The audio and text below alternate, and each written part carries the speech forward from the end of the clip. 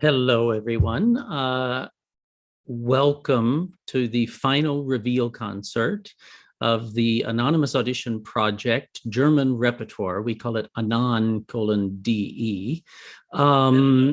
This has been welcome. I have to mute things along the way because I'm in a loop in my ear here. Hold on just a moment.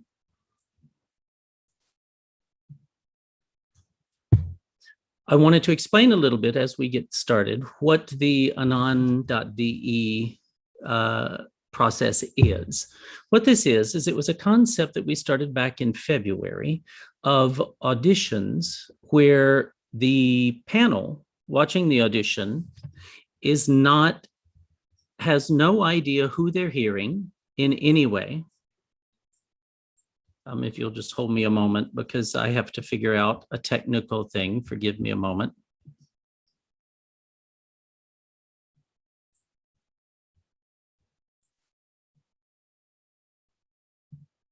Let me change my headphones.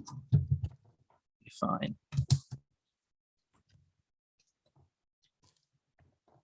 Technical imprevisti is what we have here. Okay, so here we go.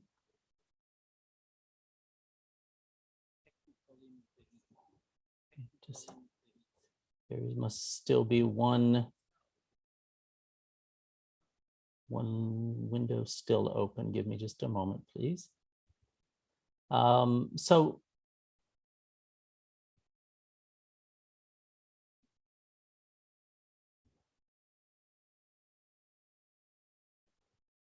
window open. So,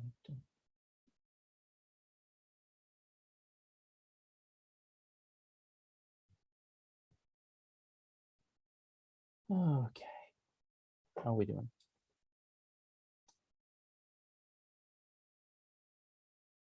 I've got craziness going on inside my head, just so you know, because I've got my voice in about 5 different places. Okay, so look, we're going to move forward. The Anonymous Audition Project was born with the idea that people don't feel that they're actually heard correctly because perhaps they don't look like somebody wants them to look, or perhaps they don't that they don't have, that they don't feel that they're cast correctly because they don't look the way they're supposed to look, or their resume doesn't look like they should look, et cetera, et cetera. And so this project was built to basically allow that the panel has nothing. They have a number. When people register, only one person actually knows who was involved in the project. And that was me, and I didn't tell anyone. So the way that this has been built has been to, please forgive me again with everything. I literally cannot hear anything except myself. Please forgive a moment, bear with me a moment. And we'll just cut all of this out as we move forward. Myself, slowly.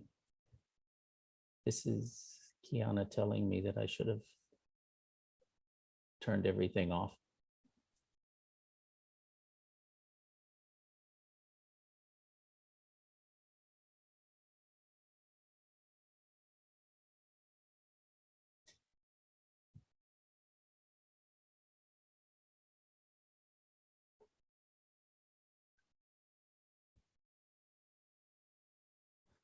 So, there we go. So I'm still here, but it's a lot easier for me to talk this way.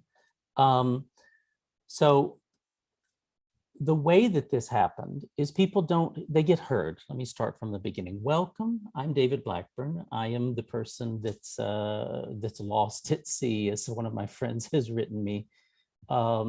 About the live stream here at the moment. the concept of this project was always that people should be heard fairly. This was the goal. This is what we were supposed to have, is we were supposed to be heard fairly. And so this is what we've done, is we've created a situation by which we are heard fairly. The panel, I put together a panel that is all casting directors. I put the information out for singers to send information in only on German repertoire. And we got applicants from about 20 countries worldwide. And we put audio files only, no video, no names, only a number. And we gave that to our panel in a spreadsheet where they could just click the link, listen to the pieces, the way that we all learn to love opera, by just listening to opera. And then what we did is we had them give a rating of what they thought about each of the singers. And then we just simply averaged the ratings across the panel. Now, the panel was no small panel. This is the thing that's interesting, is because the panel itself was casting directors from theaters. This is what's the interesting part of it, is because we had, let me give you the panel's names. We had Georg Heckel, the intendant of Landestheater Detmold, Boris Ignatov, the opera director of Staatsoper Stuttgart, Christian Timmer, the Künstliches Betriebsdirektor of Theater Dortmund, Jürgen Goriuk, the casting director for the Staatstheater am Gärtnerplatz in Munich. We also had a couple of agents, Eric Marjore from the Premier Opera Foundation, Premier Opera Vocal Arts Institute, and Premier Artists Management and Media, and Christopher Carroll from Christopher Carroll Artists Management. We were also joined by Eric Seifert, who is a casting consultant for the Staatstheater am Gärtnerplatz as well. Plus, we had Sebastian Schwartz, who is the artistic director at the Teatro Regio Torino, who is actually with us here and is going to be a little bit of a co-host with me until he has to leave for a performance tonight. So I'm going to bring Sebastian on and have a little bit of a chat, and then we're going to move on. What we're going to do is we're going to hear the singers, and then we have a video of the singers that they've made this week as per our details, where they begin their singing not being seen and then move into the picture or turn the camera on after they've started singing. So you get a taste of what we heard first, and then you get to see who's singing. And then afterwards, we're going to bring that singer into the live stream chat and have a little chat with them so that you know their name and you know a little bit more about them. Also, after the concert, we're going to update the description field with the names of the singers and links to their information. And after the concert, if you stick around, we're actually going to bring the singers in and some of the other panel members, since Sebastian has to go to a performance. And we're going to have a discussion about this blind anonymous audition process and the pros and cons of how it could potentially become another tool for casting in the future. So I'm going to bring Sebastian in and introduce you all to him. Here we go. Hi, Sebastian. Had a little technical problem at the beginning. Did you see that? I just saw that I was in the waiting room. That's all I saw. Oh, that's good. Oh, that's good. Sebastian, it's really a pleasure to have you join and be a co-conspirator here for at least the first half of this. Thank you. I do have a question for you.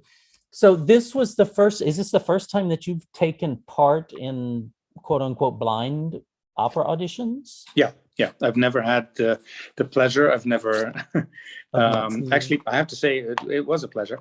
I've never had that opportunity so far, and maybe because over here we're not that politically correct yet, which has its pros and cons, obviously.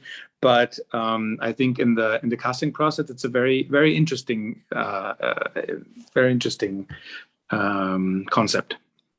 Now, that I'm sure we will see more and more and more of, for obvious reasons. So, when you first started listening to opera, were you listening or were you simultaneously watching as well? Because you grew up in Germany where you had theaters available constantly. Yes, I mean, my first recollections as a 12-year-old boy in my grandmother's house was listening to the LP discs. Schallplatten. The Schallplatten, yes. Yeah. Magic Flute with Rita Streich and Ernst Helfliger and things like that. So that's my first recollection.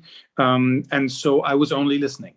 And I had no idea what to expect at that point. Then, of course, we had a subscription, and every year we went to see a number of plays, operas, musicals, and symphony concerts. That was just part of the, not curriculum, but of everyday life. And so that's when I started to see as well. But I started out, now that you ask me, I've never thought about it like that, only listening, not seeing, yes. When you were, because I was the same, it's interesting, but because, I mean, I hate to say this, I'm of the generation that we didn't constantly grow up on YouTube, seeing everything, visually digesting everything. But when you were listening at the beginning, were you forming ideas in your mind, imagining what you were seeing, what it would be? Absolutely, because as I said, I started out with the Magic Flute, and that is a very inviting opera to start with. And so, obviously, the images of a bird catcher, what might he look like? Why would he wear a bird costume and feathers? I mean, that's what I always wonder when I see Magic Flute productions. He's catching the birds. He's not necessarily dressing up as one. So I mean, it's not like he would fool the birds that they would, into thinking that he's a bird, right? So, but I mean, those images clearly weren't on my mind then. When I saw the first productions, from then on, Papageno was in a bird costume. I mean, feathery costume. Did it immediately? I mean, do you remember? Did it immediately match up with your imagination of what it would be? No. Or was it something completely new and different somehow? It was definitely new and different, because I mean, to be told a story by singing clearly is, I mean, it's unique to opera and musical, and therefore I had never come across that before then. I do remember looking up at the back of the LP cover to see there were sort of portrait photographs of the singers. And I was very curious to see, who these people were. And of course, it didn't make any sense to me to see, what looked like a 50-year-old Queen of the Night, or whatever. And it didn't have any connection with what I heard. But those were, you would see the press photos on the back of the albums instead of the production photos. Yes. Yeah. Which is interesting. And so through this process of hearing auditions where you're hearing only voices, do you feel, I mean, I know you were a singer as well, and I was also a singer, so there's certain ways that we listen to things that is different than those that weren't. But do you find that you can hear the kind of the character, the emotion in the voice itself? Absolutely. When just listening? Absolutely. I think I mean, it's all in the music, in the interpretation, in the diction, that tells you the emotional state of the person who's singing, and I think the tempi you choose, the things you choose to stress. I don't need to see a person to be told a story by an aria. If it's well done, if the singer has something to say, then he or she will say it, even only by singing, without me necessarily seeing their face or their body language. So here's, I guess, is the dangerous question, because this is the thing. I know that singers say this often. This is kind of a go-to phrase to them, that opera is a singing art form, whereas in reality, opera is a Gesamtkunstwerk. Isn't that what Mr. Wagner said? It's everything. It's musical, it's text, it's singing, it's visual, it's all of that. It brings it all together.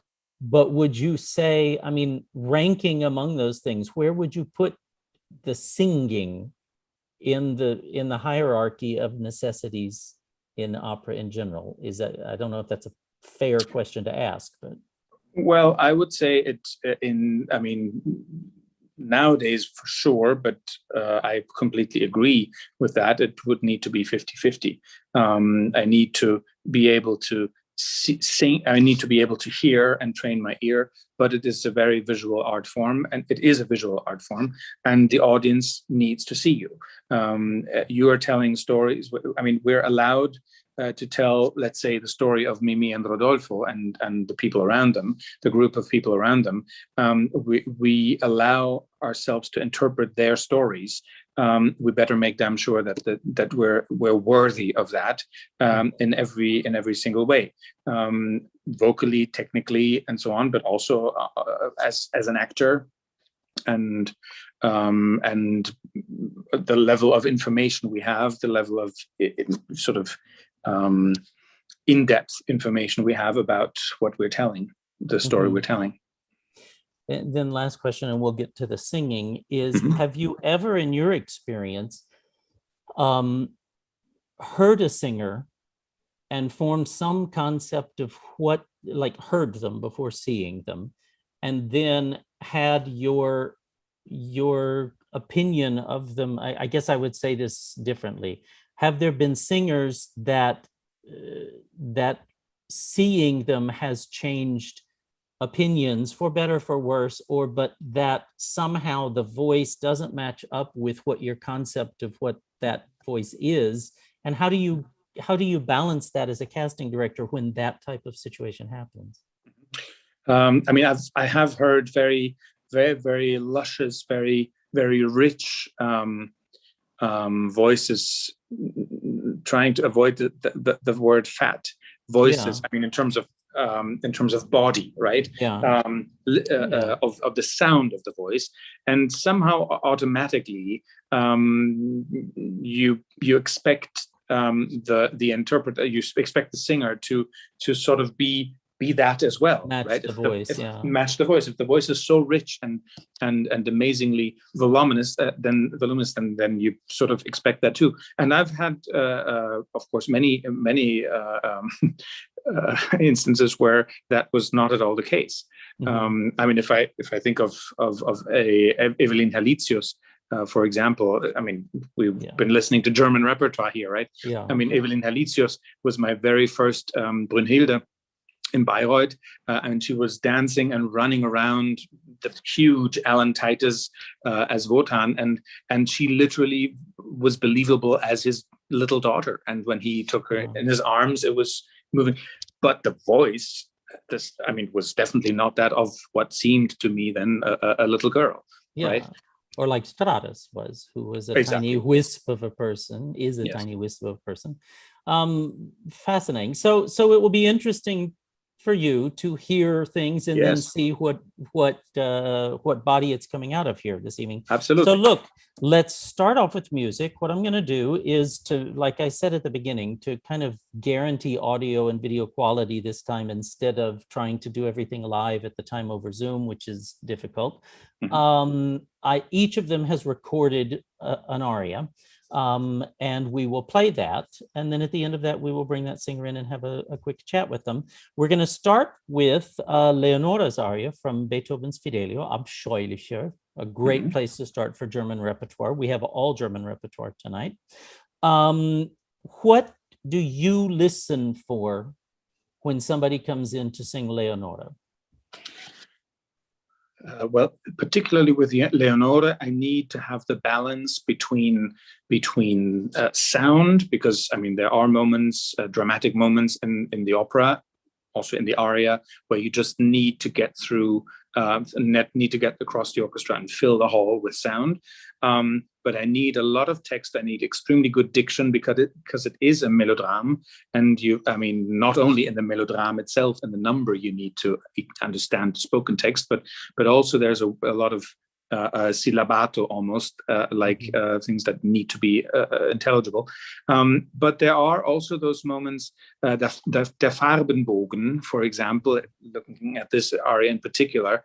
I mean, it needs to be floating. So it needs to have, it cannot just have the weight of a voice that can guarantee in a guaranteed way fill my theater, but it needs to have the lyrical and the touching moments as well. That cannot just be all about sound. That's wonderful. And you were lucky that you worked in a theater where this was written for many Where years, this was didn't you? where this was premiered, yes. Yeah, exactly, at Theater de Wien. So here we go. We're going to start with Abscheulicher. Sebastian and I will mute and turn our videos off so that you can all enjoy the video instead of look at our faces there as well. So here we go.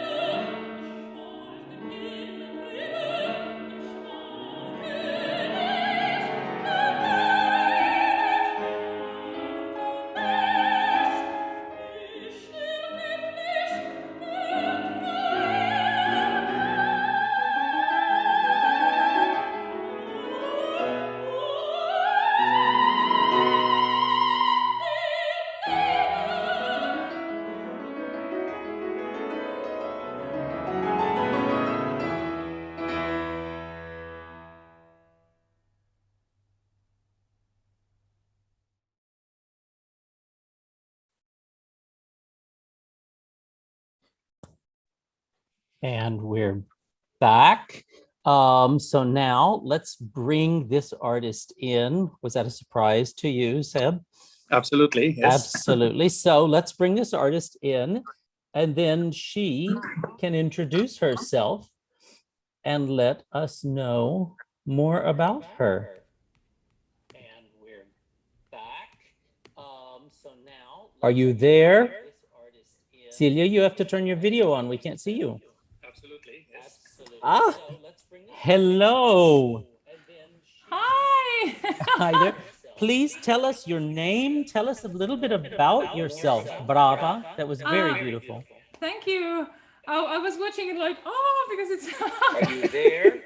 very interesting. Celia, you have to turn your video on. We can't see you. Could you repeat the question, because I will hear it double, triple times. Here's the best thing. First thing, mute the watching of the YouTube. Thank you. Oh, I was You see, because it's behind us. No, not the Zoom. very interesting. Just where you're watching the YouTube, mute that, because that's what I was hearing in my head at the beginning of the thing. Or just turn off the YouTube for a moment. Okay. Okay, wonderful. So, so tell us a little bit about yourself. Where you're from? What have you been singing? What a beautiful puppy you have. Yeah, I do. Thank you. Greetings from Finland. I live here, and actually I'm about to do this whole role now here in Finland, in Espoo. We'll see if we, I don't know about the restrictions, if we can perform it. But anyway, I'm doing the role here in Finland, and for the first time. No, actually, I've done it one time, like just before the COVID started. Like the COVID started in March last year. Then I did this opera in Oulu, in northern Finland, the city theater. We had 10 shows of this. Oh, wow. Fidelio, yeah. So it's a familiar role to me, with me, yeah. But you've sung a lot in Estonia, you sent me, yes? Yes, You have a long relationship there. Yes, I do. I sang their Contessa first, and then they wanted me to sing Mimi. And now I did, February, I did Leonora from Il Trovatore. So moving up in repertoire. Yes. And then you wrote me something, of course, that must have been frustrating, is that you had your debut with Finnish National Opera that wound up not happening because of COVID. And unfortunately, it was cancelled just before the shows were supposed to start, and it was Contessa from the Nozze di Figaro, and I was super disappointed because, of course, yeah. But what can you do? These are just, I don't know. It's the time. Hopefully they'll reschedule. I find it fascinating that you're moving into bigger repertoire, Leonora Trovatore and certainly Leonora Fidelio, but also still singing Contessa, which would be considered a lighter repertoire. Yeah, I don't know. The Contessa is. I've started my whole singing career with Contessa. I believe my first singing lesson I sang Contessa, and I've done it in my every school. I've done the role, and I've grown as a singer with Contessa every year, so it's still a good role for me. Yeah. Oh, but this is a wonderful thing. It's good. It keeps your voice fresh and young. Yes, so absolutely. It's always, if you go back to Mozart, then you will have your voice there. Like, you have to have the little details there, and it's very good for your vocal healthy. Absolutely, and you agree, Seb, it seems. Mozart's always the... Absolutely. I mean, I'm not saying everybody's a Mozart singer, but usually it keeps you on your toes, keeps you healthy, and yeah, keep as long as you can, keep it in the repertoire. Yeah, I will, and I love Contessa. I love it. Good. Wonderful. So listen, Celia, thank you very much. Congratulations for coming and revealing beautiful singing for us. And we'll see you for the chat at the end. Okay. Thank you. It's been a pleasure. Thank you so much for this. Great to meet you. Thank you. Wonderful. Take care. You too. Cheers. Bye-bye. Oh, that's wonderful. So now, shall we move on? Our next singer is singing Im fernem Land. What would you say about what you look for a Lohengrin? Because I remember this singer, it was very interesting. This singer actually offered a variety of repertoire, and so this was something very interesting for me to see. What would you say you listen for in a Lohengrin? Mm-hmm. I mean, often Lohengrin is thrown in the same pot with Parsifal, and people say, well, it has to have this this naivete, this youthful innocence in the beginning, and then he has to grow. I don't quite agree with that, because Lohengrin, yes, he's coming from out of this world, but that doesn't mean that he has to sort of be senza cojones, right? Necessarily. He is a hero. He is a hero to Elsa. She sings about it, about her vision of him coming there as her hero. So which that we will hear later. Exactly. Exactly. Yes. Ah. So that aspect has to be somewhere there. You cannot. I mean, as an audience, you've been prepared for this arrival of this hero, and there needs to be something that sort of supports that claim vocally immediately as well. Apart from the beautiful lines that need to be sung, it needs to have. I mean, sort of what. There's always this question when casting. What do you look for in your Lohengrin, which you're planning, of course, for 4 or 5 years down the road? The moment you're looking for among those who are singing the role now, you say you will probably not be happy with them anymore 5 years later. So you would be looking for those who sing, who are sort of a meteor version of Tamino or a meteor version of Max and Freischütz now, who then might develop into a healthy Lohengrin 5 years down the road. I think that it needs to again have both aspects, a beautiful legato line, but then the oomph that is needed for the heftier parts. For the heftier parts for the fight. Well, shall we listen? Can't wait. Yes, absolutely. Here we go. So to Lohengrin. Okay.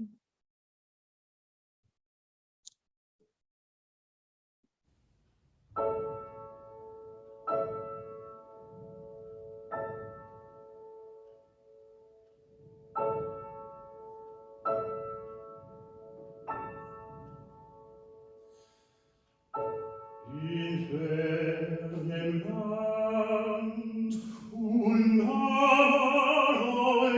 euren Schritten liegt eine Burg, die man Salvas genannt. Ein lichter Tempel steht dort inmitten, so kostbar auf Erden nichts bekannt. Drin ein Gefäß von 100-tägem Segen, erst dort als höchstes Heiligtum bewacht. Es ward das Sein der Menschen reinste Fliegen herab von einer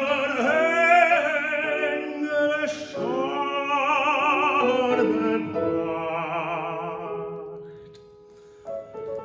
Jährlich naht vom Himmel eine Taube, um neu zu stärken seine Wunderkraft. Es heißt, der Quell und selig reinste Glanz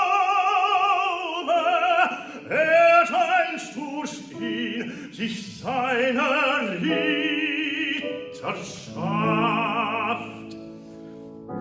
Wenn nun den Groll von ihnen ist erkoren, den rüstet mit überirdischer Macht. An dem ist jedes bösen Trug verloren, wenn ihn sieht, weicht dem des Todes Nacht.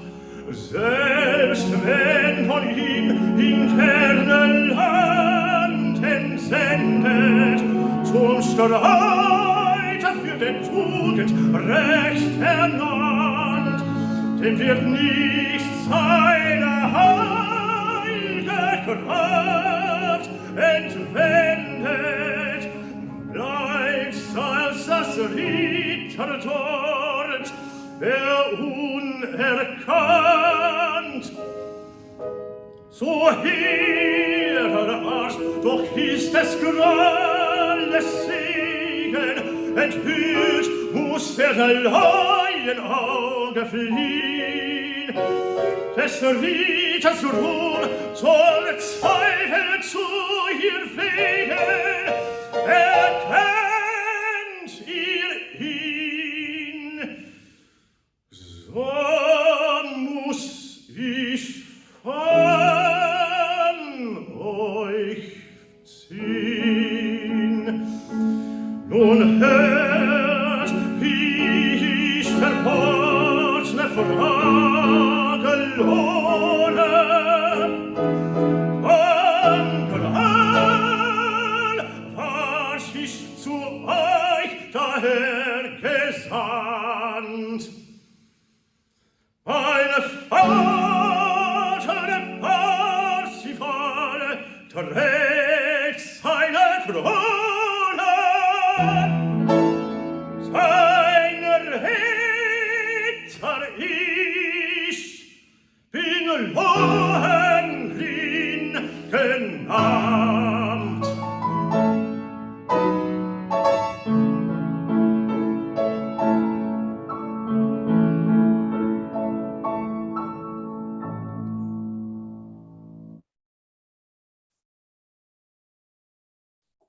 And we're back.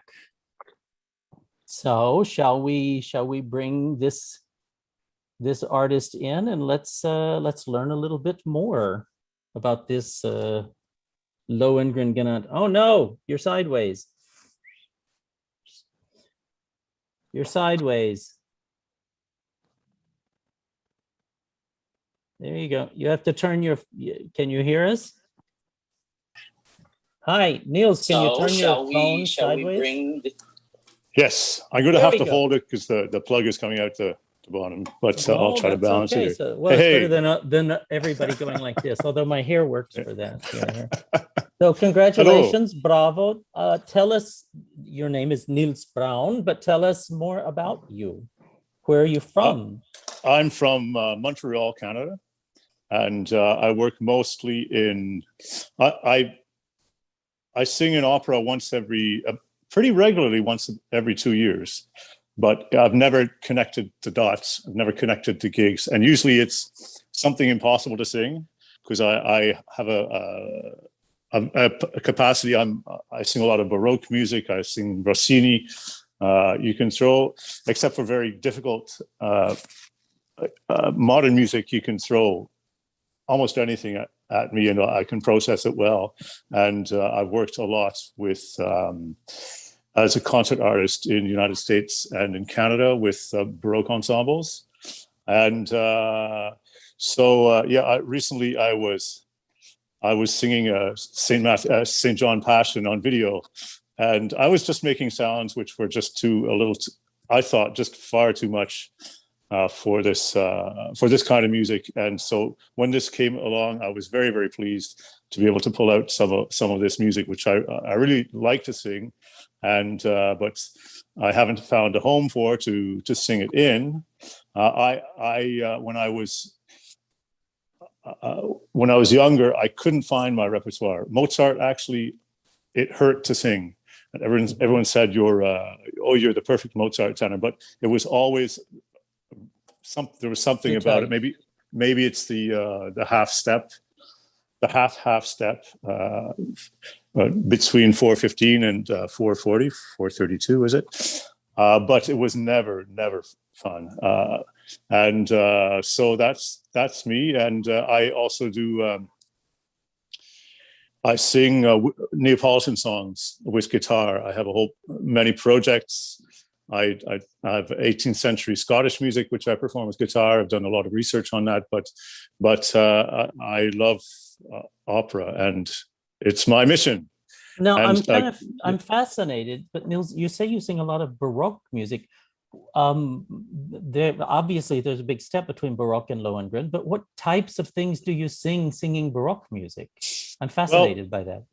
There's that's interesting. You should ask. It's a very good question. There's a contemporary of Bach who I recorded, Christoph Graupner, and I found the music extremely dramatic and powerful, and it sits exactly like in the sweet spot for a dramatic tenor. Really, it's aggressive music. So and if you are really singing Handel, if you're seeing the Resurrection, for example, either the first one, it was both of his were, he has two pieces called the Resurrection, one in English and one in Italian. They both have these killer very aggressive tenor parts. So it's no biggie.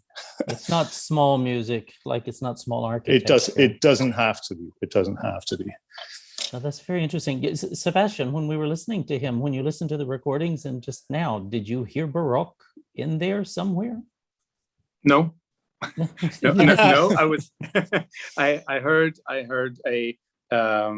First of all, compliments for you on your German. The diction was. There were moments when I thought you must be German, because especially the sounds and so on were very precise and clean. You don't normally get that. Thank you, sir. And the R sounds as well. I must say, in this case, I was a bit hesitant when David invited me. I was not hesitant. I was worried that I might be surprised by the age of the singers, that many of them would sound much older than they look. So when the singers are revealed, then that I would see somebody that looks 20 years younger than the voice sounds. In your case, it's have to be delicate.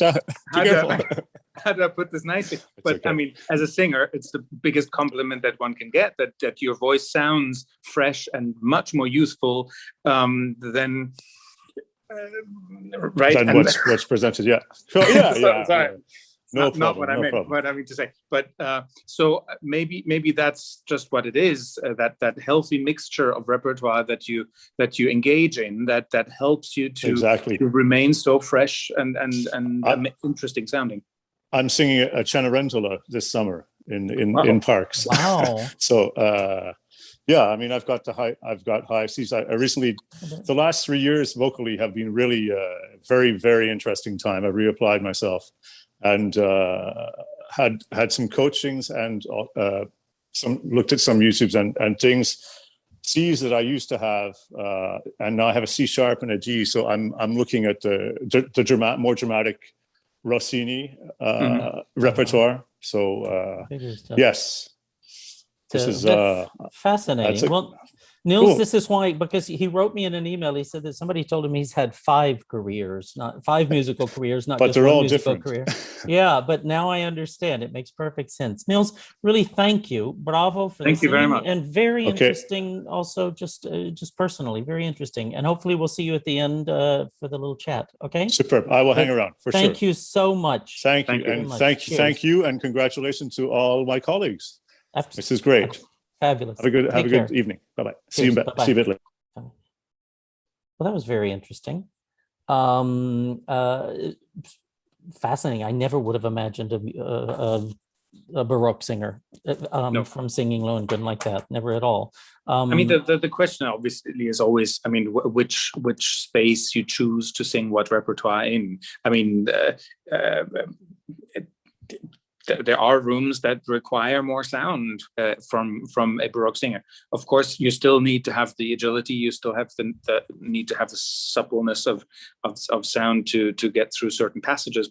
But some halls require more sound, and therefore, and some roles. I mean, there's Bajazet or Bayazet in Tamerlano, which obviously is a more mature tenor, rather Samson, and exactly, and so on. So I mean, I've heard the Messiah sung by very meaty tenors, and it's actually exciting, as long as you can move the voice in accordance to what's required.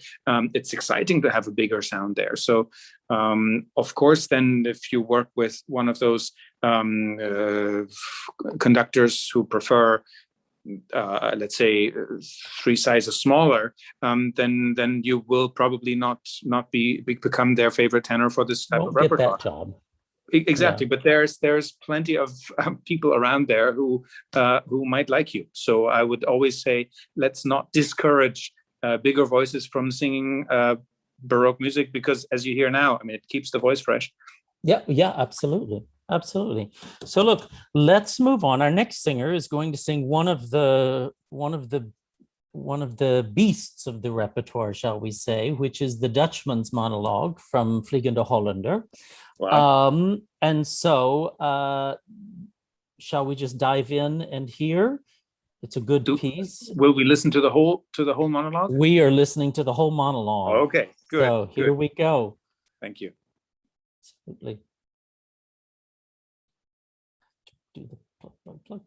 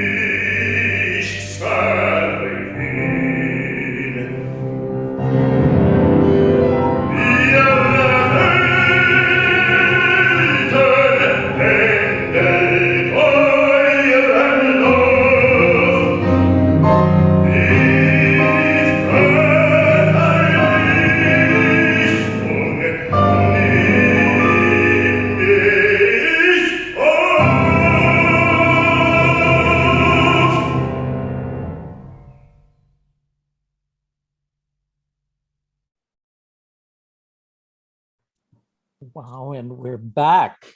Wow, wow, wow. So let's bring that artist in and learn his name and hear about his 7-year wait. Lars, Hey, got it. tell us your name, tell us where you're from. Tell us a Hi, little I'm about from Copenhagen, fair Denmark. Almost Wonderful. Hans Christian Andersen. Well, almost. It's another city, but still. Wonderful. It was really wonderful to hear you. Congratulations. Thank you, David. Thank you. So- Thank you. It's like I wrote to you, this was the last thing I got to sing before they closed everything down. I had my opening on March 7th. Oh, yeah. And on March 12th, we got sent home. So, yeah. So But you got your opening. Made it, yeah. Yeah. So it's been brewing for like 18 months. Wow. But was that the first time you were singing it? I've done it in concert, but yeah, that was my first time on stage. So Wow. Now, what's interesting is you haven't always been a Dutchman singer. You've kind of grown into Wagner, yeah? Yeah, I mean, I've always been told that I had a Wagnerian voice, but honestly, and this might sound crazy, I didn't like Wagner when I was, younger. Mhm. I was, for me, it was Verdi all the way. And it's either this or the other. It's very difficult to like both at the same time, at least in the beginning. Mhm. And You don't like Verdi anymore. what? You Well, don't like I'm Verdi. actually doing Rigoletto right now, so Yeah, well, you get the best of both worlds. yes. And I should have had my role debut as Iago last year, but that got canceled. So that was a bummer. But I still have plenty of years. So you sang a lot. So did you start with Mozart? Did you start with Verdi? Yes. Did you start? No, I'm a theater child, so I grew Uh-huh. up in the theater. My mom's a singer, my dad's a stage director. Oh, wow. And Okay. I grew up, around people like Schwert and Harry Kupfer, and because my dad worked at the Komische Oper in the 70s. Oh, wow. Yeah, so that was like our family. I was even so lucky that I got to work with Götz just before he died. I in many ways I've led a charmed life like that. But from an artistic point of view, I've been very fortunate indeed. But I've always tried to stay contemporary with myself. So yes, I started with Mozart, and my debut was Don Giovanni. I did Don Giovanni's, a lot of those, and then I decided to go to Italy to study, and that of course got me on the whole Verdi path, because that was my dream. And I spent many years in Germany, singing in smaller theaters. Then I moved back to Denmark to become a dad, and that was the greatest role of my life. Having, Which is amazing.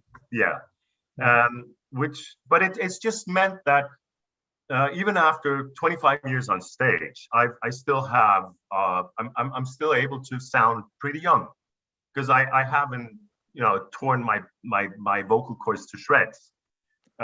Even though I've sung, a lot of big roles. I've done Wotan's, I've done lots of Rigolettos, I've done Lunas, and I've done all of these big monsters, but not so many that I've, it hasn't destroyed beat me. up. So then I have a question for you, Lars. Why would you? Okay, so you've got a career. Nobody's working right now. We're starting to work again. Yeah. But you've got a career. You're working. Why would you take part in a project like this, where you're unknown and people are listening to you? Well, you say I have a career and I'm working, but like with most singers, that's actually not true at the moment. Yes, I have something right now. Then I have a huge gap, and then I've got a donor coming up next year. But there's just so much space in between. So it's a way to be heard. Somehow. And yes, we do concerts, and that's fine. But I've always wanted to be an opera singer. I love doing concerts, but I live on stage. Yeah. That's where I feel at home. I don't know. So this was a way to be heard. It's a way to be heard, and especially a way to be heard. Getting into this kind of Fach, because it's a very select group of people singing this Fach,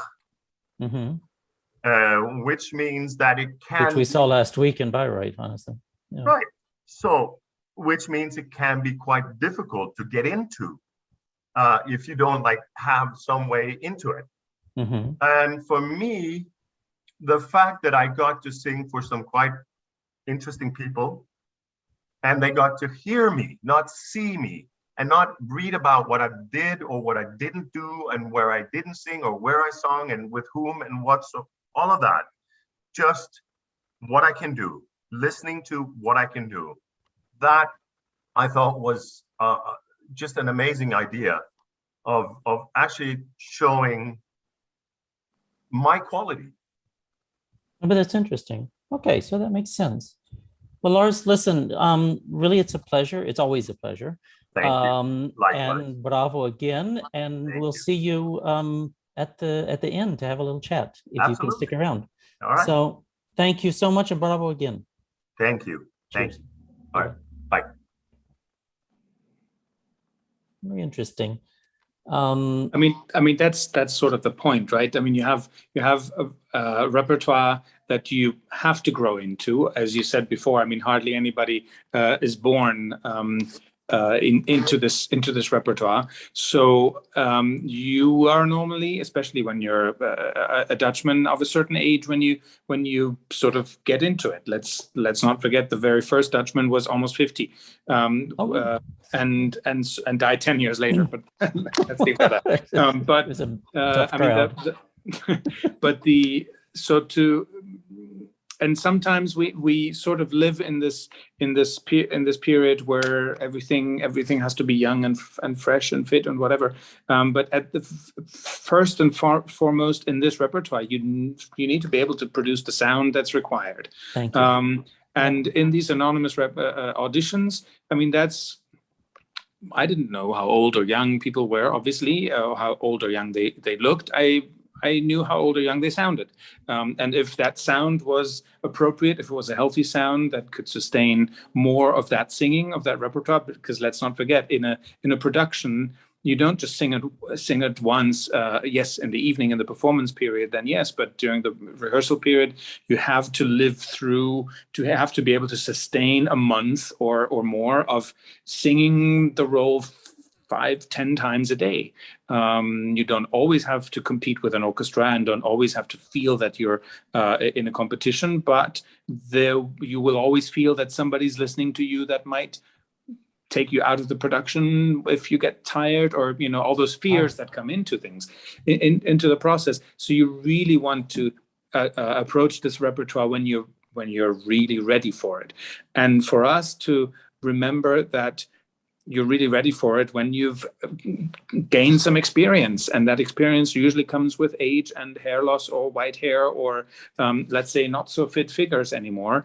In these anonymous auditions, at least, we could really come back to that thought and say, okay, let's check first and foremost, can he or she sing this? And then let's take the next step and see. Yeah. And the stamina that it takes, because it's not just singing it, it's how you sing it. Because if you've got 5 hours on stage, 4 hours on stage, that takes stamina and pipes, Very interesting. So now we have something completely different. We're going to hear Spiel auf deine Geige. Sebastian, can you tell us a little bit about Spiel auf deine Geige, which is one of my very favorite pieces of music in the world? Wait, you're muted. You have to unmute again. I mean, it's this wonderful song from this Robert Stolz operetta, right? The Venus in Seide, the silken Venus, or whatever it would be translated into. I mean, you want to, like with most operetta, with all of operetta, you want to be truthful in your interpretation, in your acting. You don't want to overact. You want to sell it, yes, but I always believe in operetta most when it's credible, when it's taken seriously, and when it's sung and performed, musically performed, really taking the written music seriously. That's when I always, for me personally, that's when I think I can really enjoy operetta, rather than when you just make the show more important than the music. Exactly, the schmacting, I like to call it. Yeah. Yes, exactly. Well, let's listen to this beautiful song, and then we will meet the beautiful singer singing it. Yeah. So.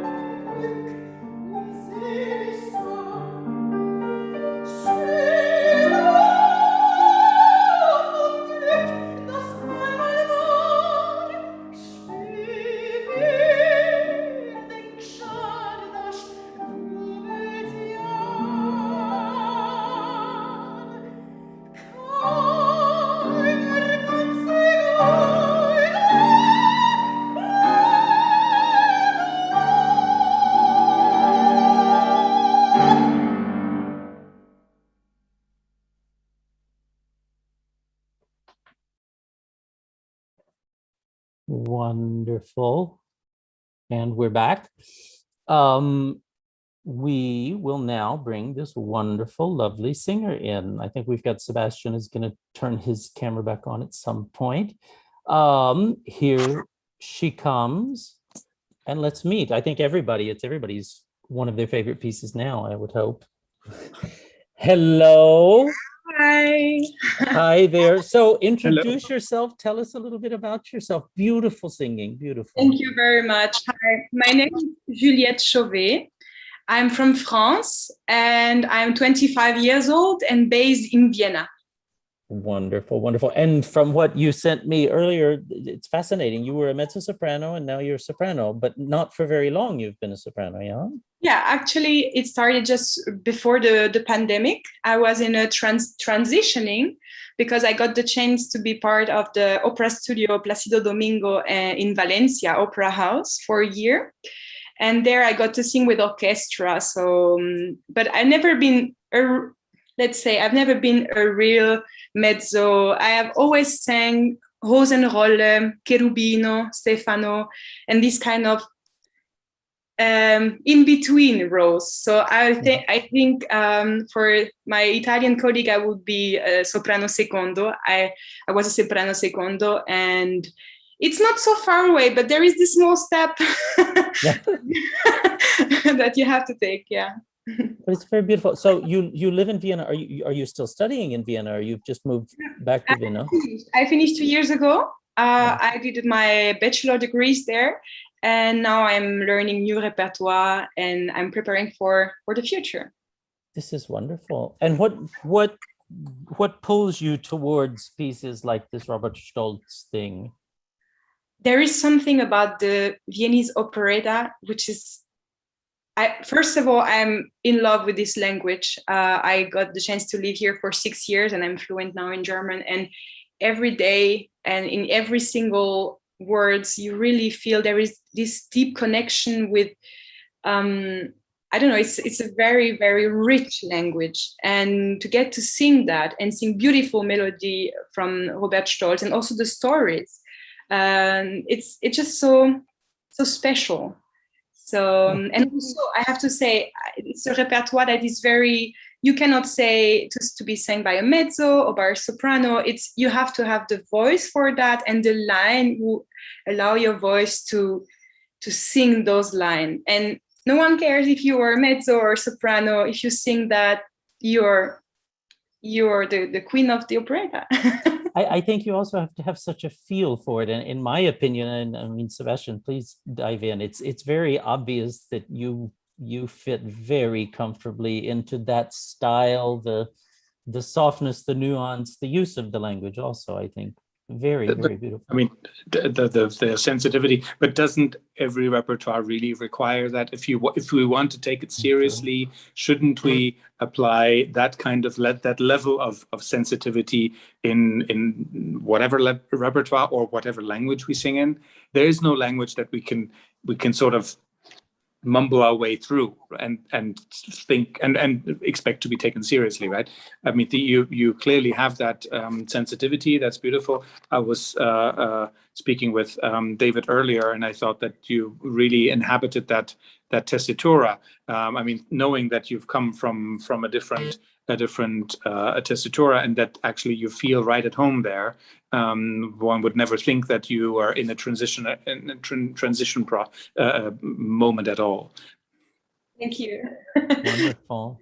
It was, I actually agree with this approach to the language. I am a French native speaker, but I don't feel this connection with the French language, I mean, with the French repertoire, which is very sad, but I'm working on that. But I really feel that also with Verdi, like with all the Verdi line, and also I have the chance to be also from my father's side an Italian speaker, and I really feel the Italian language. I also have this connection, and that's what allows me to feel comfortable in this repertoire also. This is wonderful. Very good. Wonderful. Juliette, I think you are young, you're talented, you're sensitive, and I really look forward to hearing more from you as you grow and start all of these wonderful career things. So thank you so much. Thank you. All the best to you. Thank you. Thank you for having me. Wonderful. And we'll see you at the end for a little chat. Okay. Yes. See you. Cheers. Thank you. Bye-bye. Wow. So very interesting. Very young. But kind of a chameleon as far as, I guess, styles and repertoire and all. Let's because I know in just a couple of minutes you're going to have to go because you've got performances. I have a performance, yes. Yes, also of German repertoire, technically, even though we translated it into Italian. But let's not forget that there's not just Wagner, Strauss, and Stolz in German repertoire. What is your performance tonight? I have a performance of Pimpinone by Telemann. And let's not forget Reinhard Kaiser, Mattisson, and so on were also German composers. Technically, that also is German repertoire. This is for everyone listening. Let's well, I mean, obviously it's a different type of repertoire, but it requires the same sensitivity and approach in terms of the German diction and the treatment of the German language. Obviously, that's pretty much all it has in common with Wagner. But True. But so before you have to go, which thank you so much for joining. It's really been quite wonderful. The question I want to ask you is, where do you think, because you said this at the very beginning, before we move on to the next singer with Wagner, where do you see, you said that you saw that there would be more and more of this type of auditioning. Mhm. But where do you see it coming? Do you see it playing a part in the casting process? Surely it can't replace the existing things, but what is your opinions about these type of projects and auditions? I think, I mean, political correctness, however we feel about it, is taking us in that direction. In Europe, we're just starting with that. Let's see, in continental Europe, we're just starting with that.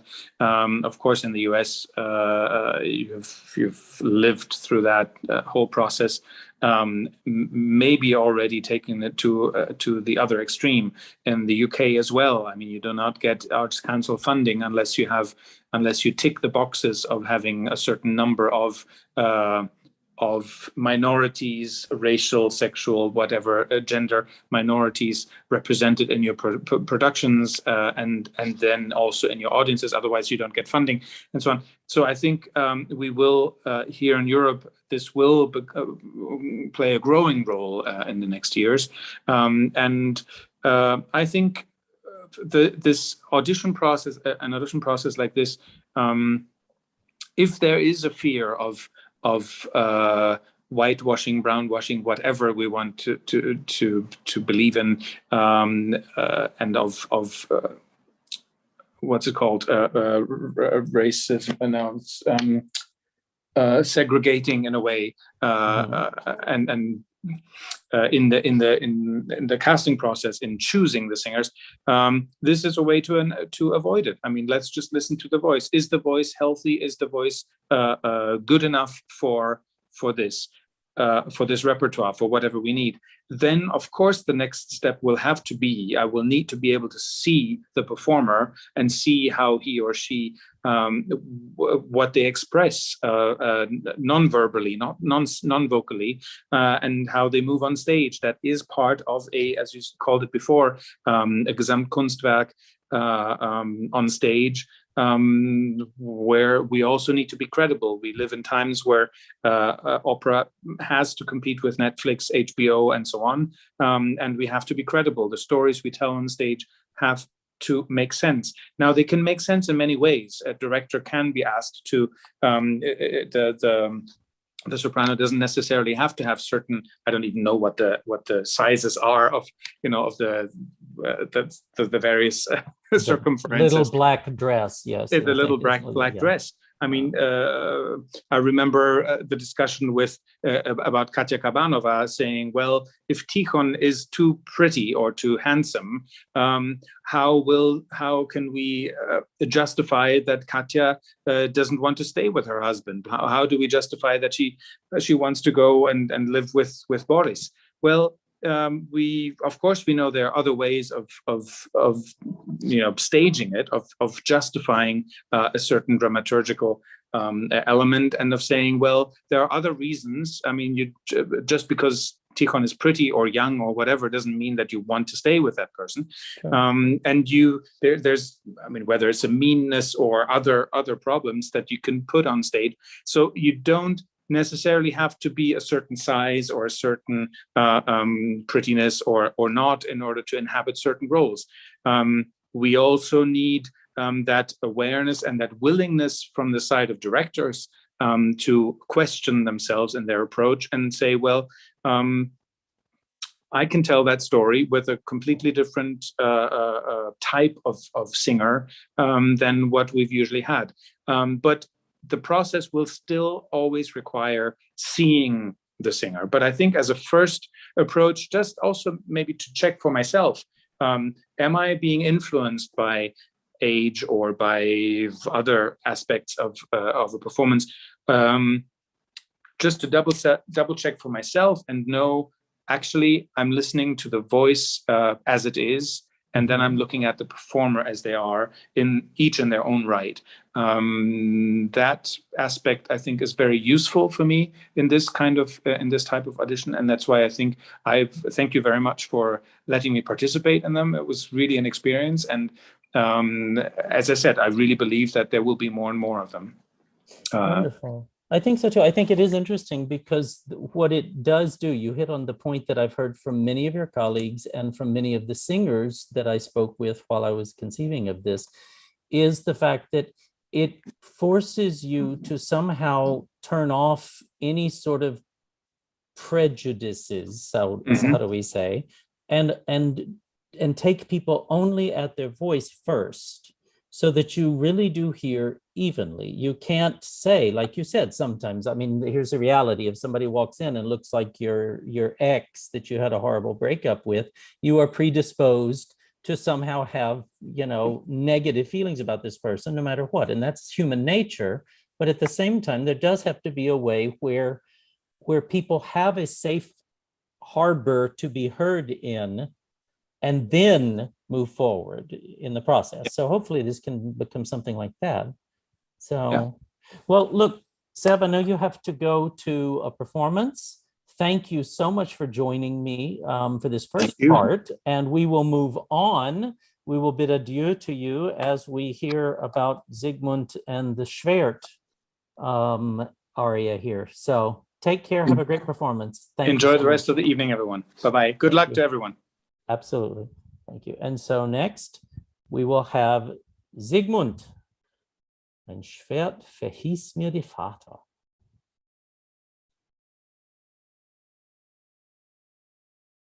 Oh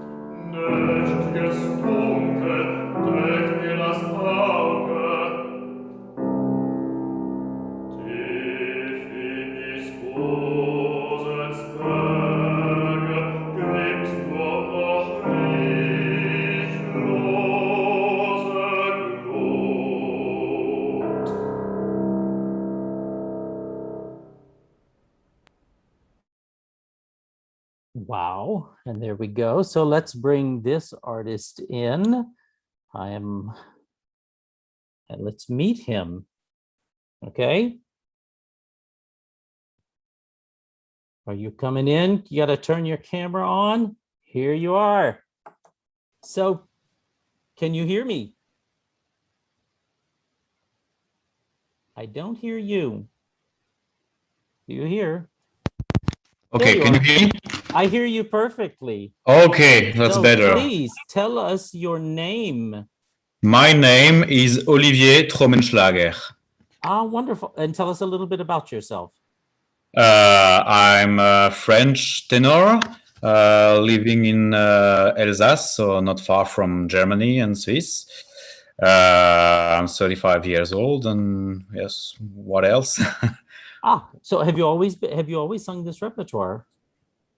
No, in fact, it's a very long story. Like Juliette before, I changed my tessiture. I began as a baritone. I did my opera studio in Marsilia 10 years ago. I was very young. Knipal, yeah? Yes, the Knipal I did, yes, Yeah. in Marsilia. And yes, I turned to tenor this year. And after, it was a very, very long way to find the repertoire I can perform on stage. So I began as a tenor with the second role, like Messaggero in Aida or things like that, and also with character roles. Huh. But for singing something more consistent, I was always comfortable with that kind of role, or the same as Juliette said before, something in the middle, not because Sigmund is not the same tenor as Lohengrin we heard before. It's very lower, very more central. It's the same for Parsifal and some other kind of role. So maybe more thinking about the tessiture than who wrote the repertoire, if it's Verdi or if it's Wagner or whatever. But I always loved Wagner, so it's easier to learn. And so what have you been doing during this period where the theaters are closed and singers are kind of doing their own thing? What have you been focusing on? Well, I had a lot of job before we closed, so it was a good time for me to go back on fundamentals, working on the technique, and also spending time with the family. Of course, it's also very important in an artist's life. When we have some rest, it's very important to take this time to have some kind of normal life. But true.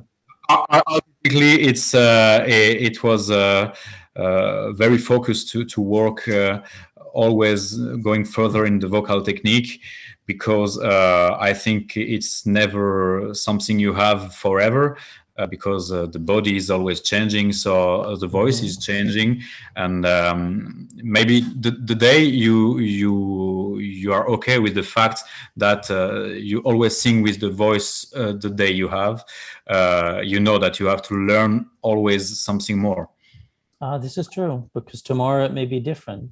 So are you looking forward to getting back on stage?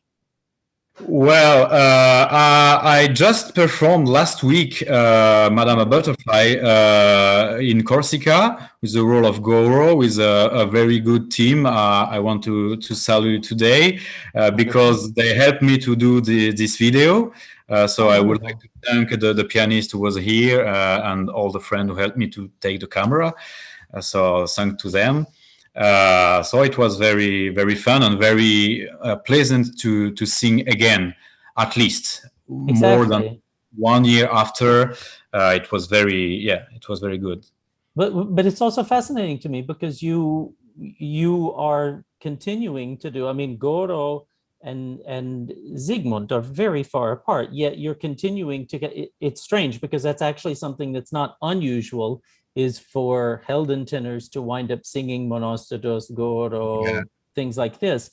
But it's interesting that you're keeping both of them, because one is developing and you work on those things while the other is also helping pay the bills, yes?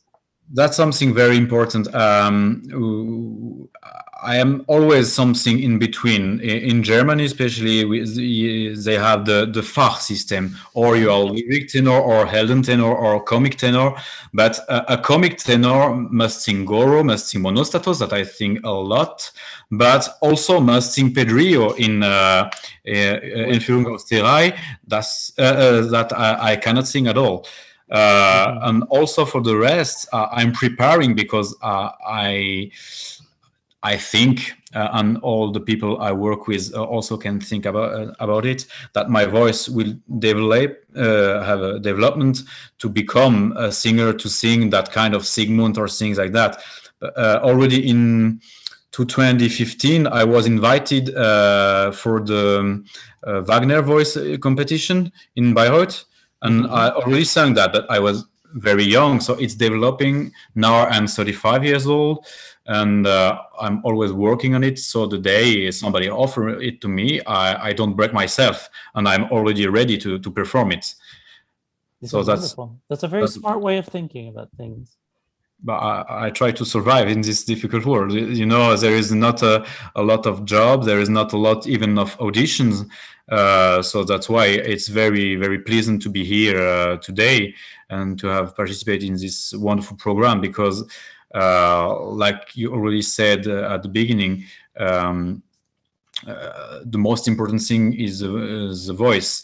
After, if you are young or not, if you are tall or teeny like me, sometimes you are disturbed just because you have if you are thinking about somebody, you I don't know, if you just think about Jose Cura for a role, you have that in mind, and I don't look totally like Jose Cura, so I'm not tall, I'm not strong. So, but if you can just hear before everything, it's I think it's going back in a safe way.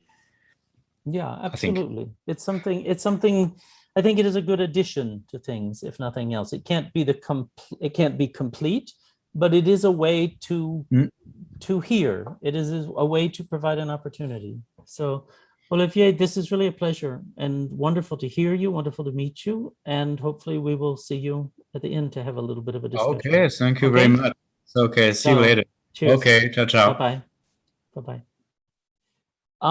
And now we're going to move on with one of my very favorite arias, Und ob die Wolke, that Agatha sings from Weber's Die Freischütz. So here we go.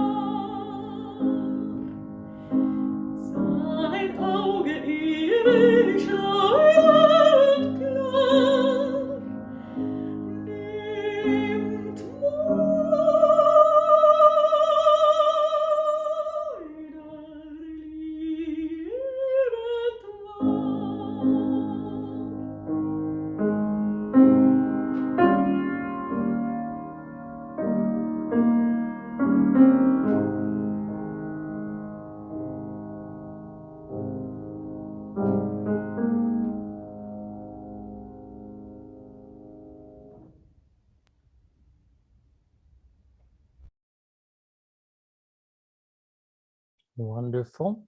Wonderful. Here we are. Let me bring you this wonderful artist so that you can meet her.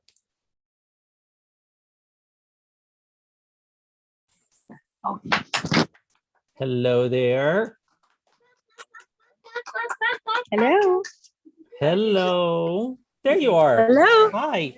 Tell us your name. Tell us a little bit about yourself. And aren't you in a beautiful place? Hi, my name is Katrin Targo, and I have just arrived from 24 hours of driving from Vienna, Austria to Võru Roosisaare in Estonia to my sister's summer house. Oh, wonderful. So are you Viennese or are you Estonian? I am Estonian, but I have lived in Vienna now for about 13 years. Oh, wonderful. So this sounds wonderful. So tell us a little bit about you. I mean, about your path. Thank you. Thank you. So I am. Oh, I want to show you my other friend, as I showed you, my little companion. Oh, hello there. This is Little Prince. Hello, Little Prince. And he lives with me in Vienna. And Wonderful. I have been living in Vienna for 13 years. I went and did my second Master of Arts in Vienna. Mhm. And I'm sorry, my little nephews are having trouble understanding that this is a very important time to be quiet. I'm leaving. They do that. We tried. They have a tendency tried. to do that, little nephews. So yes, I finished my first Master of Arts in the Estonian Music Academy in opera singing. And then I did a second one in Vienna in the Academy or in the University for Music and Performing Arts in Musikdramatische Darstellung. And I finished that in 2012, and I have been an independent singer in Vienna since that time. Wonderful. And because I really love to sing beautiful music, and I never was really, in the beginning, I was never really about who sings higher and faster and stronger and those things that I was like, that's opera. And so I sang a lot concert music. Mm-hmm. And so this is basically how I built up my career. And then suddenly it started going better and better. And then I started going to competitions, started winning some prizes, also for great invitations, also in lead, also in opera. I started singing some opera roles, like Tatiana in Yevgeny Oh, Onegin. that's beautiful. Beautiful. It's so nice. I got this wonderful job in the Pilsner Opera, Pilsner Grand Opera for that. I sang in the Estonian National Opera. I've sang Lauretta. Mm-hmm. I've sang Cleopatra. And now I'm back in Estonian National Opera to sing the Lustige Witwe. So I sing Hanna Glavari. Oh, how wonderful. This is why I came in Estonia now, because I'm getting ready for the end rehearsals. And then we premiere with me on the 21st of August. Ah, this is wonderful. In bocca al lupo, in bocca al lupo. So why, because you're a working singer and you've had a career going, what attracted you to taking part in this, where you would basically be shielded from view before now? Well, because obviously I've been to many auditions, Mm-hmm. and I've heard also many opinions, and anyway, I'm not going to mention those opinions. The opera world has really matter. those. Yeah, it does. It doesn't really matter. But I haven't, even though now I would be ready for an agent, Mm-hmm. because the job is getting a little bit too difficult. Because if I want to sing on the level I sing, I need to be practicing and not emailing and calling, and I need to let my creative animal to be free and not to be behind bars and thinking about deadlines and those things, which of course I do, and I have been doing happily. But I would really like to also, as I have been told and as I see with the time, that my voice is something very special. Mm-hmm. And so I would like to show it to more people, because I think I have something to say, and I think I have a message when I sing, and I always try to deliver the message. And I think it's about text and meaning and beautiful music. And I think sometimes it has gone a little bit gone with all of the visual, I guess, requirements. Mm-hmm. And so I was very happy when I heard about this Anonymous, and last time I actually took part also, but I didn't press the button. As you remember, I was nervous, and so I didn't press the original sound button, so I didn't get on. But this time I was like, I even wrote it into my notes. Exactly. Exactly. So thankfully you chose me. It was very nice. Thank you very much. And I think it's an absolutely amazing way for a person to take part in an audition. It's much better than a real audition. Yeah. Because I can really sing. And if I don't get taken, it's because I didn't sing well. And that's That is okay. true. That is true. So good. Because there is no thought about, oh, maybe my nose was wrong, or my knees weren't straight, or whatever. My knees are very straight, but that's not the point, right? Yeah. Maybe my dress didn't fix, or maybe my type didn't fit to this role, or whatever. So I think people get sidetracked too much, and they forget. Of course, opera is Gesamtkunstwerk.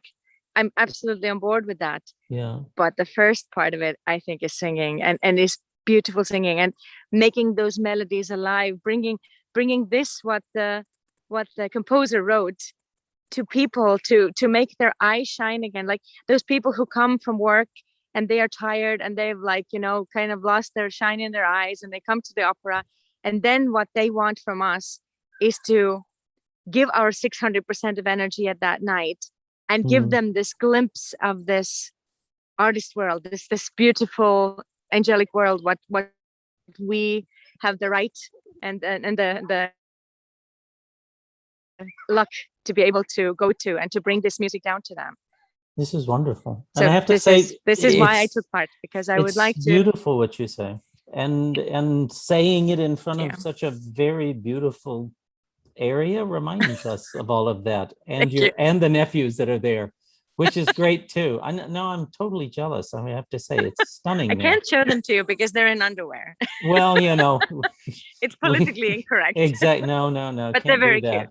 Can't do that. I will take your word for it. So listen, Katrin, thank you so much for singing and for taking part. And it was really beautiful to hear you and to meet you, and enjoy resting after your 24-hour drive. And maybe we'll see you later. Okay. Thank you. I'll look forward to it. Thank you so much. Bye-bye. Bye. Bye now. Wonderful. Now we have actually another special guest here. Another member of our panel has signed in and is going to join for the rest of this to join in. So I would like to bring into the room Georg Heckel, who is the intendant of the Landestheater Detmold, who is here. He's connecting on audio, who is very kindly spending some of his vacation time helping us out with this. Can you hear me? Yes, now I can hear you. It's great. Hi, David. Wonderful. Hi, Georg.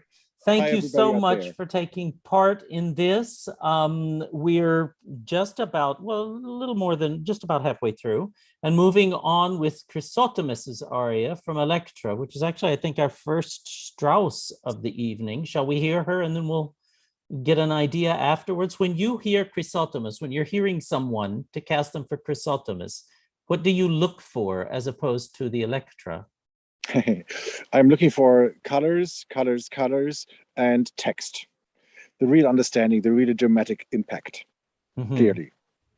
Wonderful. Well, let's listen here and see how this works. I'm very out. curious. Absolutely. Yes. Thank you.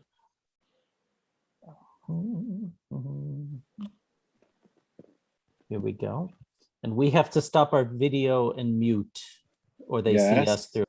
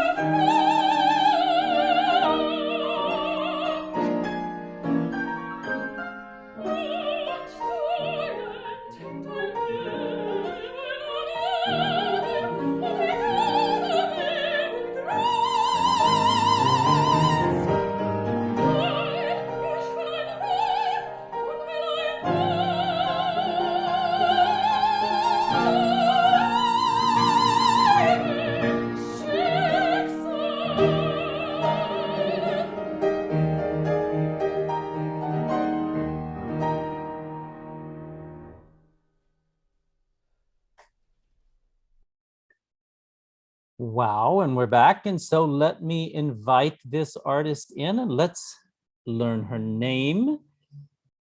Hello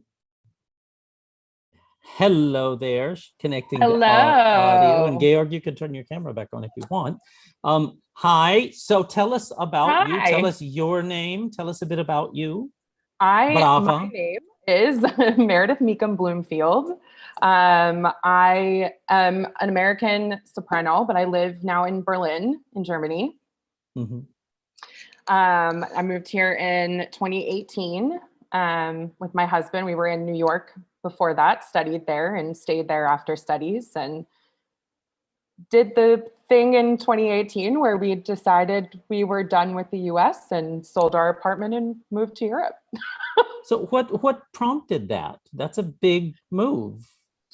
The market in the States predominantly. Both of us were having some success working professionally as singers, more than many, not as many as many, not as much as many.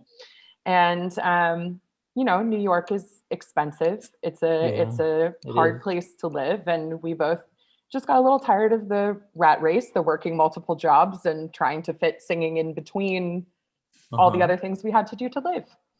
So, and how do you like Berlin? We love it. We love being in Germany. The German improves daily, the spoken German, fortunately. It's a tough one. It's a tough one. I was there 7 years and I still speak horrible German, as Georg knows very well. Well, I'm very, very much trying to improve my English still. So I expect it to be a lifelong working process, but I understand quite well and can usually get my point across. So that's not a bad place to be. That's wonderful. And so what prompted you to take part in a project like this? Well, honestly, we moved in 2018 with some prospects, but no actual work booked. So it was really kind of a leap of faith that we took coming here. And, I had some concerts and things scheduled in 2019 that happened, and a lot of auditions that were happening. And going into 2020, I had a lot of auditions that were supposed to be happening. So I think when the pandemic started, we were kind of just starting to get our feet here in the industry. The momentum going, after moving. And so then the pandemic happened, and fortunately there's been enough work between us to keep us here. That's good. Which has been amazing.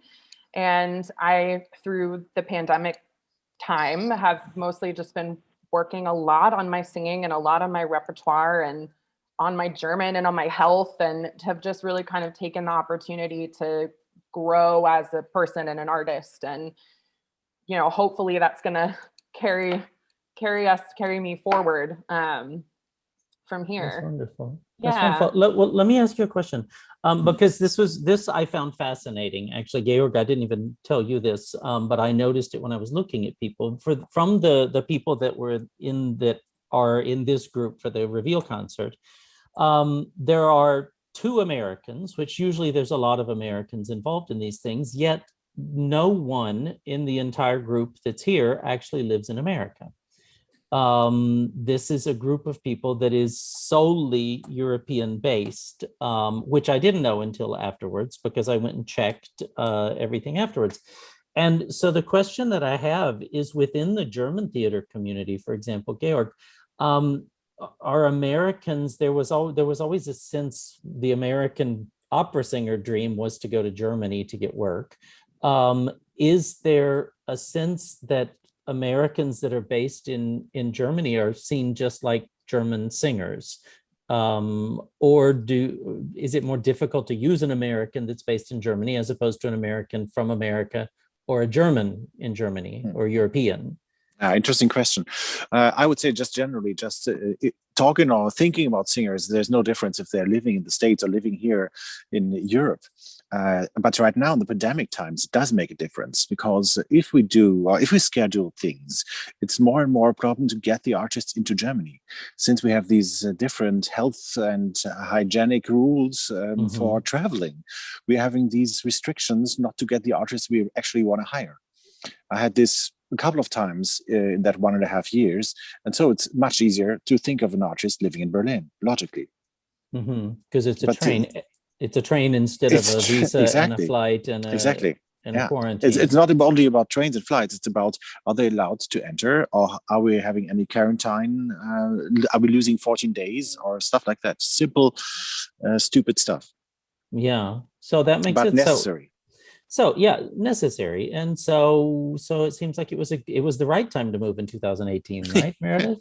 I would say so, definitely. Yeah, exactly. I mean, everyone wishes that the pandemic hadn't happened, but you said you had a couple of concerts. Just let us know a little bit more. Where did you enter stage? What did you do? Actually, the concerts that I've done here were mostly with a small group outside of Frankfurt, which is where we were based when we first moved here, called the Bläser Philharmonie Rhein-Main. Okay. And I did some new music with them. So there's this composer, Johan de Meij, who is from the Netherlands, and he writes a lot for like wind ensemble. And he wrote this amazing, his 5th symphony is based on The Lord of the Rings. And it's a massive soprano solo in Elvish. Oh, in Elvish. Oh my God, I'm such a Lord of the Rings geek. That's for me. So I'm super excited, to be kind of I don't know if we're really emerging from this time or not, but I'm grateful to have something booked really at all. I'm super excited to go do a Gerhilde in Klagenfurt, in August in Klagenfurt. Oh, that's wonderful. Really looking forward to that. It's actually my first, my first professional Wagner role. Good for you. Congratulations. Thank you. Yeah, So- congratulations. Thank Good. you. Meredith, wonderful. Thank you so much for singing, brava, and for taking part. And we'll Thank talk to you you. again a little bit at the end. Okay. Absolutely. It's my pleasure. Cheers. Bye-bye. Thank you, David. Thank you. Thank Bye-bye. you. Sure. All the best. Moving on, we now have another of the big pieces in the repertoire. We had the Dutchman's monologue at the beginning, and now we have Senta's ballad. So shall we just dive right in here? Okay.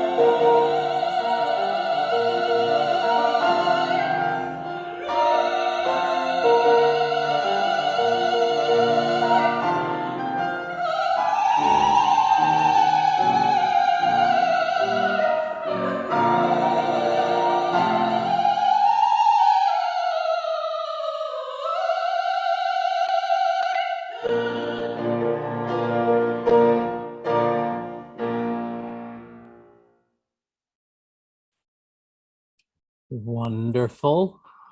Wonderful, wonderful. Let's Bravo. find this. Yeah, absolutely. So let's bring this artist in and we will meet her.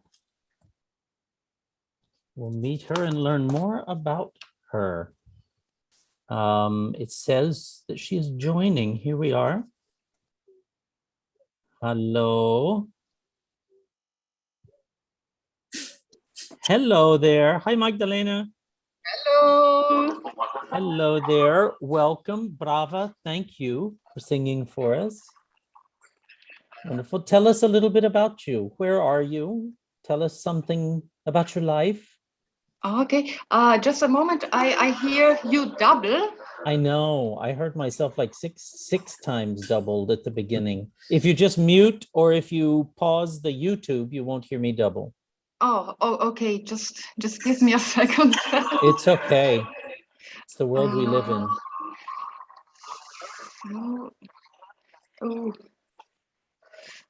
So But sorry. turn off the, it's okay. If you turn off the YouTube, just turn that off. Okay.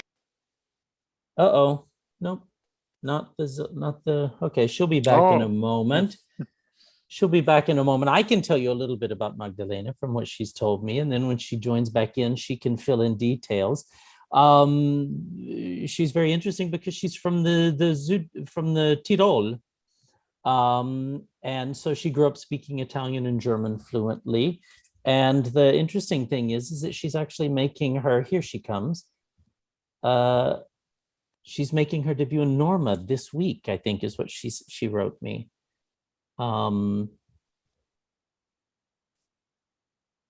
Here you come again. Here you are again. Hello, so sorry for that. No, that's fine. That's fine. I was telling them. So you're from the Tyrol. Yes. Yeah. So you grew up bilingual, completely Italian, German. Yes, because I grew up in Italy, in Tuscany, near Florence. Yes. Oh, that's interesting. That's very pretty. And yes, it's pretty. We have wonderful wine and a lot of opera there. So it was a big luck for me because, you know, in Tyrol, it's not a normal choice to become an opera singer at all. But Florence, with all that music and opera, it's something very normal. Absolutely. But so that I find this interesting is because you were saying in the email you wrote me, you're singing Norma this week. So you're having your first bel canto role debut. So I'm assuming you.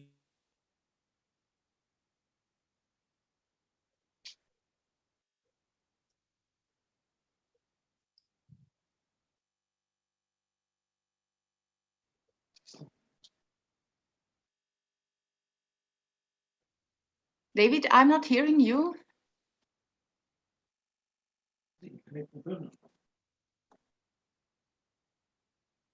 David, I cannot hear you.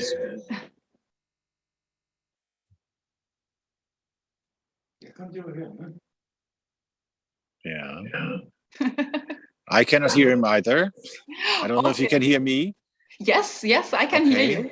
Okay, that's fine. So, but you're coming from South Tyrolia, so that means, as far as I know, there was some activity about opera. Around Bozen, there was actually a long year activity, and more in combination with it was Merano, it was the northern Italian opera houses which are building a ring and exchanging projects. Yes, it's kind of coming up there as well. Not like Italy for sure. I can imagine. And I come from North Tyrol, the true Tyrol, Austria. But of course, it's very close to South Tyrol. And yes, but you are right. It's a good place. Yeah. And I think David wanted to know about the Norma debut. So I'm just talking about it. It is very, very important. I'm back, so please tell me. Oh, yes. Welcome back. Thank you. Yes, so I was just talking about Norma, or starting to talk, because I think it's very strange. It should be very strange for you hearing me singing Santa and then hearing I will sing Norma. But this is actually something that makes me very happy. You know, I've been practicing for years now, all these scales, arpeggi, intervals, everything, and singing mostly German repertoire or Puccini. I sing Fidelio all the time and Butterfly, and of course there are many things you need to be able to do with your voice, but there are many other things you don't need. You need to be bel canto. Bel canto is the first time that I really can use all the stuff I've been practicing for years, and it has been a big challenge and yes, a big joy. And I was so happy when I sang my last Fidelio this July, because it solved some problems I didn't even know I had. Yes, all this bel canto does so much, makes so much with the voice that everything is easier after. And I chose to sing Center for You because I heard, and it was new for me, that Wagner's favorite composer was Bellini, actually. And I thought, wow, I have to check this out, how it works to sing his favorite composer, Bellini, and then sing his music. And I must say that I was very, very happy to understand his music better now with this bel canto background, and I wouldn't like to miss it anymore. This is wonderful. That's a very, Yeah, very exactly. interesting thing to say. And it helps everyone, because singing is singing, and it helps the Wagner and helps the Bellini both. So wonderful. Magdalena, really, it was a pleasure to hear you, and thank you for singing. And then we will see you at the end for a little bit of a chat. Okay? Yes, of course. So wonderful. Bravo. Bye bye. Cheers. Bye-bye. Good luck. All the best for Norma. Thank you. Absolutely. Yeah. Sorry, I had a little bit of a disappearance there. Thank you for vamping for me. Now we're going to go back to Richard Strauss and hear the Rosenbereich, the presentation of the Rose, from Rosenkavalier. Okay, so here we go.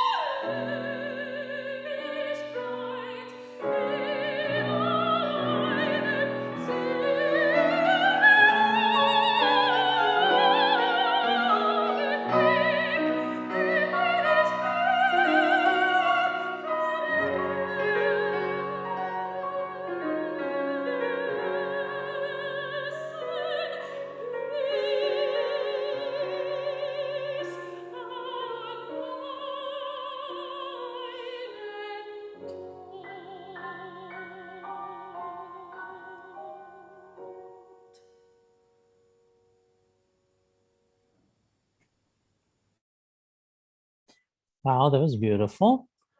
Wonderful, wonderful. So let's bring this artist in and learn a bit about her. Hello. Hi, Sarah. Hi. Hi. Hi there. Hello there. So tell us a little bit about yourselves. Beautiful singing, beautiful, brava. Thank you very much. I'm Sarah Singache from South Korea, but based in Germany. And how long have you been in Germany? Almost 10 years. Oh, good for you. 9 years. Yeah. I have started my study professionally in Germany. So I did. Where did you study? I have studied in Saarbrücken. Uh-huh. Yeah, Saarbrücken is nearby France. Yeah. So I could learn there not only German repertoire, but also French repertoire. And I thought maybe it's not enough for me, so I went to Italy. I have lived in Italy also for half a year to learn language and style of music and repertoire, everything, actually culture. So wonderful. Where did you live? Where did you go to? Yeah. In Italy, in Florence. Ah, good. That's good. Good food. Good. Good food. Yeah. So, but I have to tell you, so you shared a story with me when you wrote that I think is very fascinating about artists and their hunger to succeed. Is that Yes. when you graduated high school in Korea, it wasn't the first. This is something that's quite common. My family was the same way. I have to tell you that at the beginning, when you graduate high school, your family isn't so convinced that you need to study music for a living, and so they were less than supportive of your desire to move to Germany to study and become an opera singer. Yes. But for you, this meant that you worked for 9 months after graduating high school just to save money to pay for the flight ticket and the money to live to move to Germany. This is wonderful. Yeah, I So did. Tell us more. No, tell us more. Yeah, because my family is not musicians.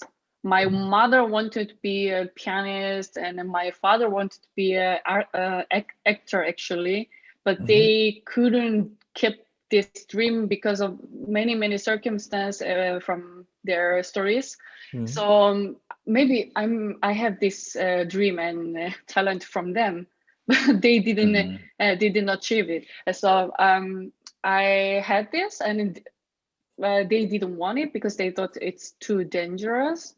And I'm first of all, I'm an Asian, and it's for them classical music, Western classical music is something not common for them, for my parents. So they didn't really believe it, that I can sing and I can do this, I can go this path. But I didn't. Well, as I told you, I couldn't give up this to do because I don't know. I have listened to many great singers from Italy, from Germany, from everywhere. But I love this very much than Korean pop music, actually. Yeah, I know. Did you follow just your inner voice, or did you have other supporters? No, I followed my inner voice because I need money, so I had to work. So I worked and gathered money to buy tickets and to live here for some months. So I just want to test me if I can study singing, vocal singing. So I came to Germany, and I did. I applied for a bachelor study in Germany, and I got the place. Which is not easy. I started. It was not easy. It was not easy because there are many prejudices. Also, people think I want to work as a singer, as an opera singer, and I want to be on the stage. But people thought at the time, when I studied, after the studying, I will go back to Korea again. and then they didn't want to invest their energy for me first because I was young. I think I heard these opinions also, but I just want to show them, no, I want to do and I can do it. So this motor kept me until Very this tough. time. Yeah. Yeah, I was tough. I was brave and tough. Yeah. Yeah. So I guess this is also was your first visit to Germany. You never visited Germany before. You just went there to do the examination, to pass it, and to go on, right? Yeah, I have been only in Philippines, just some Asian countries, but not in Europe. Yeah. Very good. Germany was my first choice, actually. Yeah. This is amazing. No, but this is what you need for any career, not just as an opera singer, but certainly in the arts. This drive, this belief in yourself, and this drive to create the opportunity, no matter what happens. Yes. And Sarah, you sang beautifully, very beautifully. Thank you very much. Brava for you. And thank you for taking part. So hopefully you'll stick around and we'll talk a little bit at the end, okay? Okay, Brava. thank you very much. Thank you so so much. Thank you for having me. Thank you. Brava. Yeah, it takes determination, you know, it does take determination. And it's something when you decide you're going to leave everything you know, and like you said, buy a one-way flight, and you're going to make it. And it's not easy, for sure. Next we have earlier in the concert we heard Lohengrin fernem land, and we were talking about how Elsa he is a real hero, and that she has dreamt of him coming to her as a hero, this Lohengrin. And so we're now going to hear her dream. A little bit out of order, I suppose. But now we hear Elsa's dream, and we will talk afterwards. So.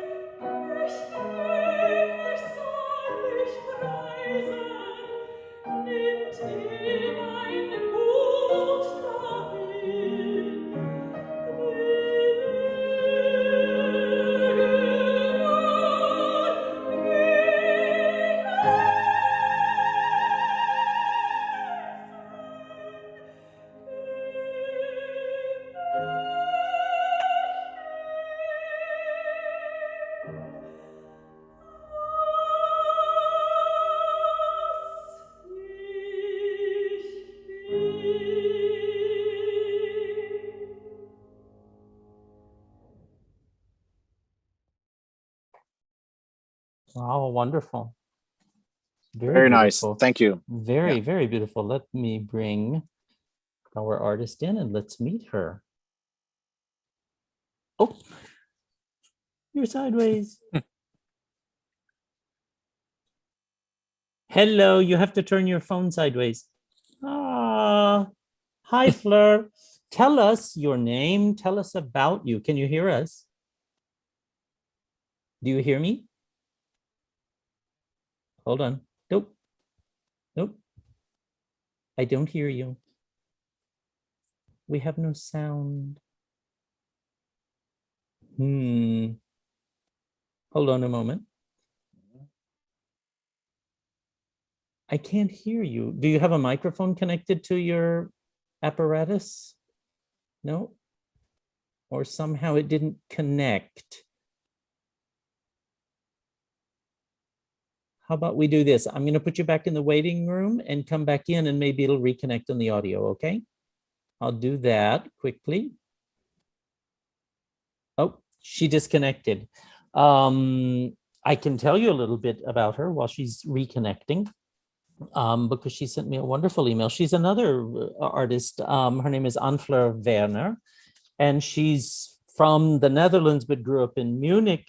But she has Czech and French parts of her family as well. So she's another of these artists. It's from all over Europe, but has a fascinating story. You've got to, I'm waiting. I'm talking about you. There you are. I was talking about you while you were there.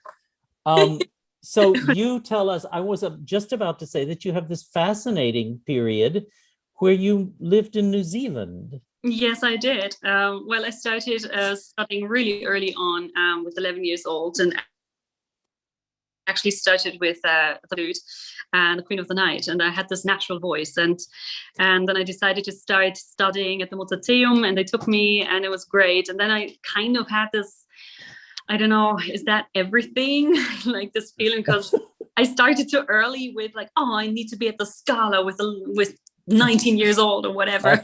Well, that's it's like when you're really young, then kind of that kind of stuff happens. And so I was looking for something very different, very extreme, and that's why I decided, okay, I really want to go far away, as far as possible, and that's what I did. I went to New Zealand, and you can't go further, then you're going back to Germany after that.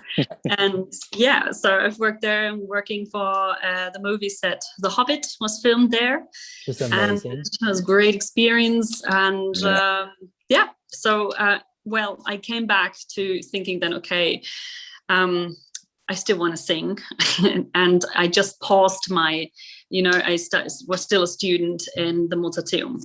I just paused it for this time that I was in New Zealand. And then I came back, and yeah, that's when I really, really started.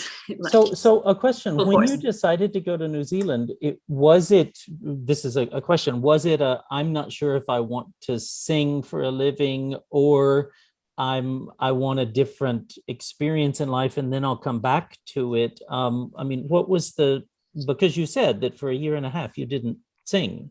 I didn't didn't sing for a year, and then I started again. I just did it for myself because I think I grew up really, very safe, in a very safe environment, and I had my singing and vocal lessons with this wonderful professor from the Munich, Münchner Musikhochschule. Yeah. And she took me on as a very young student, and I was really in a very secure place. And then suddenly when I was starting to study at the Mozarteum, it all came very heavily on me, all this competition and all this people judging you all the time. And well, I mean, kind of what is this job about, more or less? And that was really heavy for me. And then was like this decision, do I really want this? And so in order to get away from my comfort zone, which was very important for me, I did this going away, and I actually wasn't sure if I ever would come back and sing again. But yes, I did come back, and because I mean, you can't stay in New Zealand. It's a beautiful place, beautiful country, amazing people, but yeah, they don't have opera houses there, so I had to come back, finished my studies, and then it was quite well after I graduated with a master's at the Mozarteum. Then I had this Competizione dell'Opera, this competition. How your fries thing. In Moscow, the Bordeaux. I wasn't even sure if I want to go there. I was like, do I really have a chance singing there with all the great Russian singers as a German? And so, but I did. And sometimes it's really cool. And that's something I learned in New Zealand. You just have to push yourself sometimes, even if you don't feel very comfortable. And then I got into the finale, and I got the Young Singers Project in Salzburg with that, and my Fest Engagement to Salzburg Landestheater, and I got my agent there. So it's like one go. So sometimes. It seems like it's fascinating, because I guess what's interesting to me is every singer, let's be honest. I mean, I was a singer, Georg was a singer. Yes. Every singer at some point wonders if this is what they want to do. And I used to say, it's a joke between friends of mine, I used to say that the only singers that I really like are the ones that have at least quit twice. Because then you know that they're really back at it because they want to be back at it. Instead of so many times when we're young, especially if you start at 11, you're pursuing a singing career. Sometimes you wonder if it's because of the dreams of everyone that supported you and not necessarily because of your own dreams, Yes. And I think it's wonderful that you step back from it so that you get a perspective of life, and then you decide if you want to step back into the ring or not, Yeah. And that was exactly the point. It's even better if you say, I'm not sure. Let's leave that question open, because then you come back on your own terms. I salute you for that. I think it's a wonderful thing. Thank you. Obviously the world kind of supported you in your endeavor, because when you stepped back, everything fell into place rather quickly. So bravo. Yeah, no, I mean, it was still a struggle, but you don't tell about the struggles, don't you? I mean, but life is life. Life's nothing without some struggles. I had to audition a lot, and so many people were like, what is she doing here? And I had like a crazy repertoire, singing like Queen of the Night, and then some other stuff where like, and they were like, okay, you can do everything, that's cool, but you need to be like having this one picture, like the perfect entree for the people to actually hire you, because they don't want to be overwhelmed by too much information by you. You just need to have like this one kind of fach that they are looking for. And this was not so easy, because I was always like a little bit of Zwischenfach, and that's now, with being 33 years old, it kind of settles now. It feels comfortable. I was feeling like the Elsa and everything like this is singing like in a bathtub. That's always what I'm saying. Yeah, did I understand that right? You're still in Salzburg? You're there in the ensemble, is that right? No, I was at the Fest Ensemble and I quit last year, but on very good terms. They let me do everything that I was supposed to sing, because I was prolonged, but everything that I was supposed to sing as a Fest Ensemble. Had the contracts for a guest artist, and I'm still singing in something next season there. And now I'm just in Bad Ischl, and that's why the video is very strange, because I'm singing Sonja at Der Zarewitsch at this Leha festival, and that's why we're like, damn it, I don't have any equipment with me. It was just the iPhone of my boyfriend. He has the iPhone 12, which is a little bit better than mine. It was like not great at all. I was like, I was in between the shows and having new rehearsals for another show that I'm doing in Bad Ischl.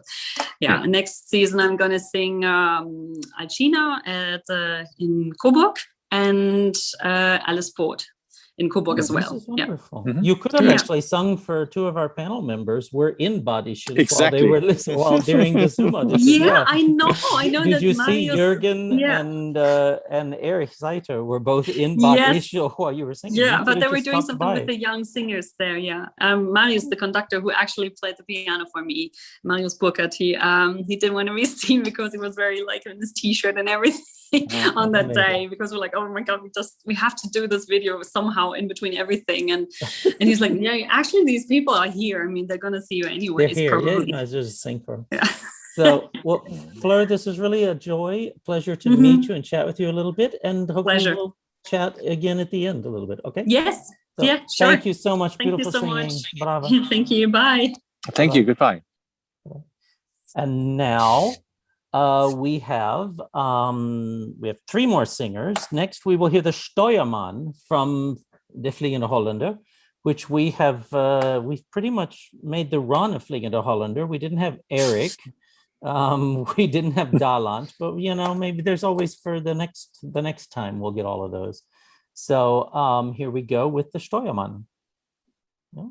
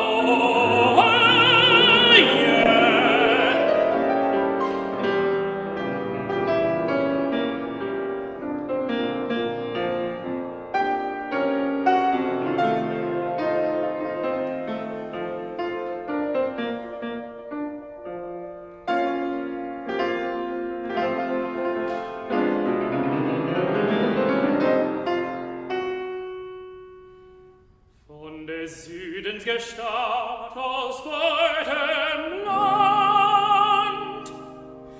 Ich hab und ich bedacht. Durch Gewitter und Meer vom Moorenstrand habt ihr was mitgebracht.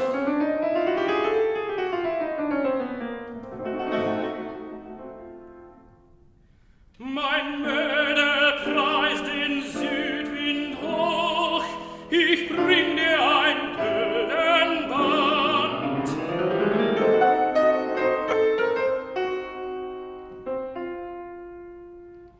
Ach, liebe Südwind, blase doch. Mein Mädel hätt gern den Hand.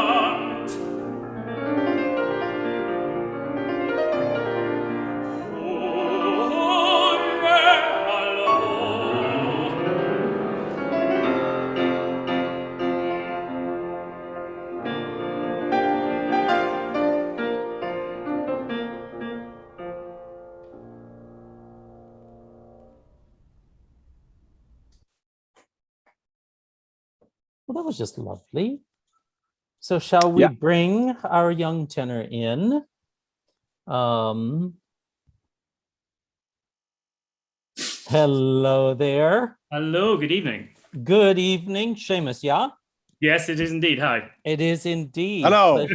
Tell us a bit about you. Yes, my name is Seamus Begg. I'm from Scotland. I'm currently down in London, where I've been working for the last couple of months. I've been doing one of the summer festivals down here, and I'm staying down for sort of summer work until September. So I finished my studies 2 years ago. I was at the opera school up in Glasgow. I think I initially went off to do a degree in politics and international relations, and then quickly decided I didn't want to do a degree in politics and international relations, and I wanted to sing. Yeah. So that happens. So I went off to Manchester for 4 years as a young baritone to immediately discover I wasn't a young baritone. So I did my undergraduate in Manchester, and after that I did a couple of years of freelancing in the UK, doing summer festival scenes and things like that. Then I went back up to Glasgow, did the opera school up there, and then finished there, and have been sort of auditioning. Just before the thing happened the last year, I was just starting to come out to Europe and do more auditions in Germany and Switzerland and places, and then obviously the COVID happened, and that put pay to that. Yeah. But you and I met in Vienna. We did indeed. So I was out there doing a language course for a couple of months. It would have been 2 years ago. Would have been yeah. We all lose track. You know, so, it was 1 year PC pre-COVID. Yeah, exactly. So I went out. Yeah, so I went out there initially to do a language course, and I started working with the teacher and some coaches out there. And it turned out to be a really sort of enjoyable time of just sort of working my singing, working the process. And then rather than completing the language course, which I ought to have done, I went down to Italy and auditioned for Giannis Schicchi and went down there to do a Gerardo, which was fabulous fun in Treviso. And yeah, it was wonderful fun. And then came back to the UK, and kind of by that time we were getting into all of this of the last year. And here we are. So I thought this was a wonderful opportunity to actually sing for some people, as it's very difficult getting a plane and coming out there. Yeah, but that will pass. That will pass. Yeah, absolutely, of course. Yeah, and I think that honestly, because you also sang Tamino for us in the Zoom thing, that I think that honestly, whenever you get that plane, if you have trouble getting a plane, you should probably get a rowboat and head over. It's not that far, because I think on the mainland, in the German-speaking areas, there'll be some interest there for sure. So what is the festival you're doing this summer? So I've just finished with Garsington Opera. We'll be doing Der Rosenkavalier, wonderful. Which was beautiful, and it was such the young artists do all the small roles and covers, and it was a really beautiful way of getting back into work again. It was quite a gentle contract. It was a gorgeous production, and they had a wonderful cast, and it was Who really did you sing? So I was just doing one of the waiters, and I was covering the Animal Tierhandlung, which was very nice, very relaxed. Wonderful. But it was a really wonderful way to get back in a room with people singing again and making music after this year.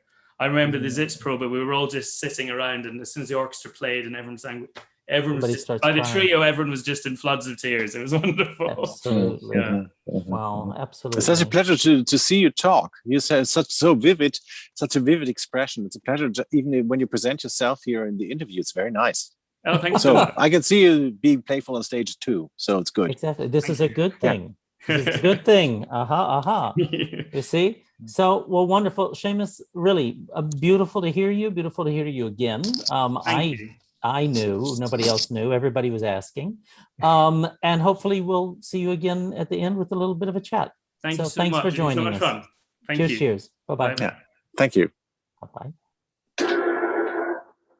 And now we have second to last singer. We are going to have Wotan's Abschied von die Walküre. Leb wohl. Okay. Here we go.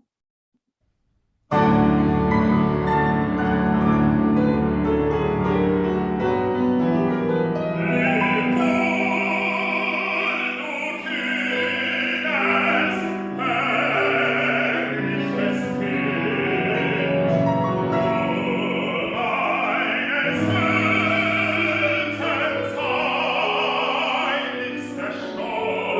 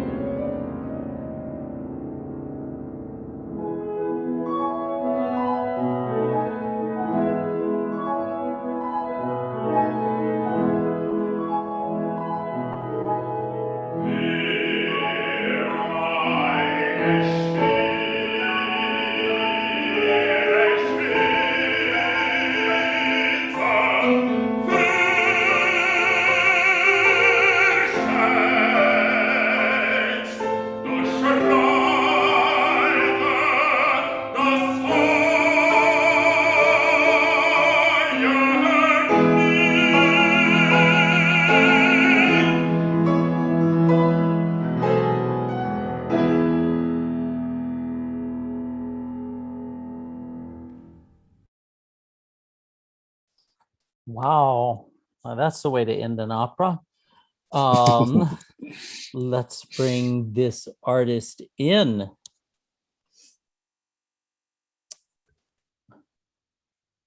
Hello, can you hear us? Hello. Hello there. So, Lucia, tell us a little bit about yourself, your path, your story. Thank you for singing. Beautiful job. Thank you. I've devoted my entire adult life to singing. I've been singing with a baritone voice since about 1998. I moved to Germany after lots of young artist programs and studies. I moved to Germany in 2009 for a stipendium with Deutsche Oper Berlin and Teatro Regio Torino. And then I did a year of Fest in Heidelberg, 5 years in Karlsruhe, and I'm just a freelance artist now, or unemployed now, but... Well, yeah, like everybody. Yeah, like everybody. But wait, so you said you've been singing with a baritone voice since then. What were you singing before? Oh, yeah, I mean, that's when I started studying. But When you started studying, so okay. This is the only voice I've ever had. That's the voice you got. No, I didn't know if you did like choir before, or if you were a tenor before. I couldn't imagine. That'd be a hell of a tenor. Actually, Damn. I entered university as a horn player. Oh wow. Ah. So I also have a degree in that, but I don't use it so much anymore. My son's about to start learning to play horn. Is that going to be a difficult thing in the house? I lobbied against violin. I have to be honest with you. I really did. I think it's a beautiful instrument, and actually, I fell in love with Wagner's music before I ever sang it, and I played it before I ever sang it. Oh, that's very wonderful. logic. Yeah. So you moved to Germany. You are the other. I was speaking earlier today with Meredith Bloomfield, who is the other American who's here, but you live your life in Germany for quite some time now. Do you find that that's a much more advantageous geographical place for you for your career, and why?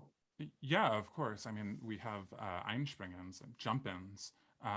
You know, if I live, let's say where I grew up in Sacramento, California, within a 1 hour radius, there's like one opera house, Sacramento Opera, and it's not a full-time opera house either. But in Karlsruhe, where I live right now, you know, you have at least 10 full-time theaters within an hour train or car. And so, you know, there's 80 plus full-time theaters in Germany. Yeah, it's simply a business decision at that point. And that's why I came, is because I've devoted my life to opera, and it only made sense to come here. That makes absolute perfect sense. When I was in Chicago, Richard Stilwell said, "Oh yeah, go to Germany."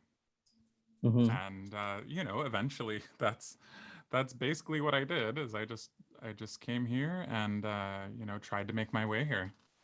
It's a pleasure if somebody says, "I devoted my life to opera," and then it really fulfilled. I mean, in your case, it's really worked out like perfectly, as far as I can see you on front titles or in opera houses where I've seen you. I don't know, twice, 3, 5 times, I don't know, but a couple of times. And it's so good that this clear statement works. Feels good. Well, this is wonderful.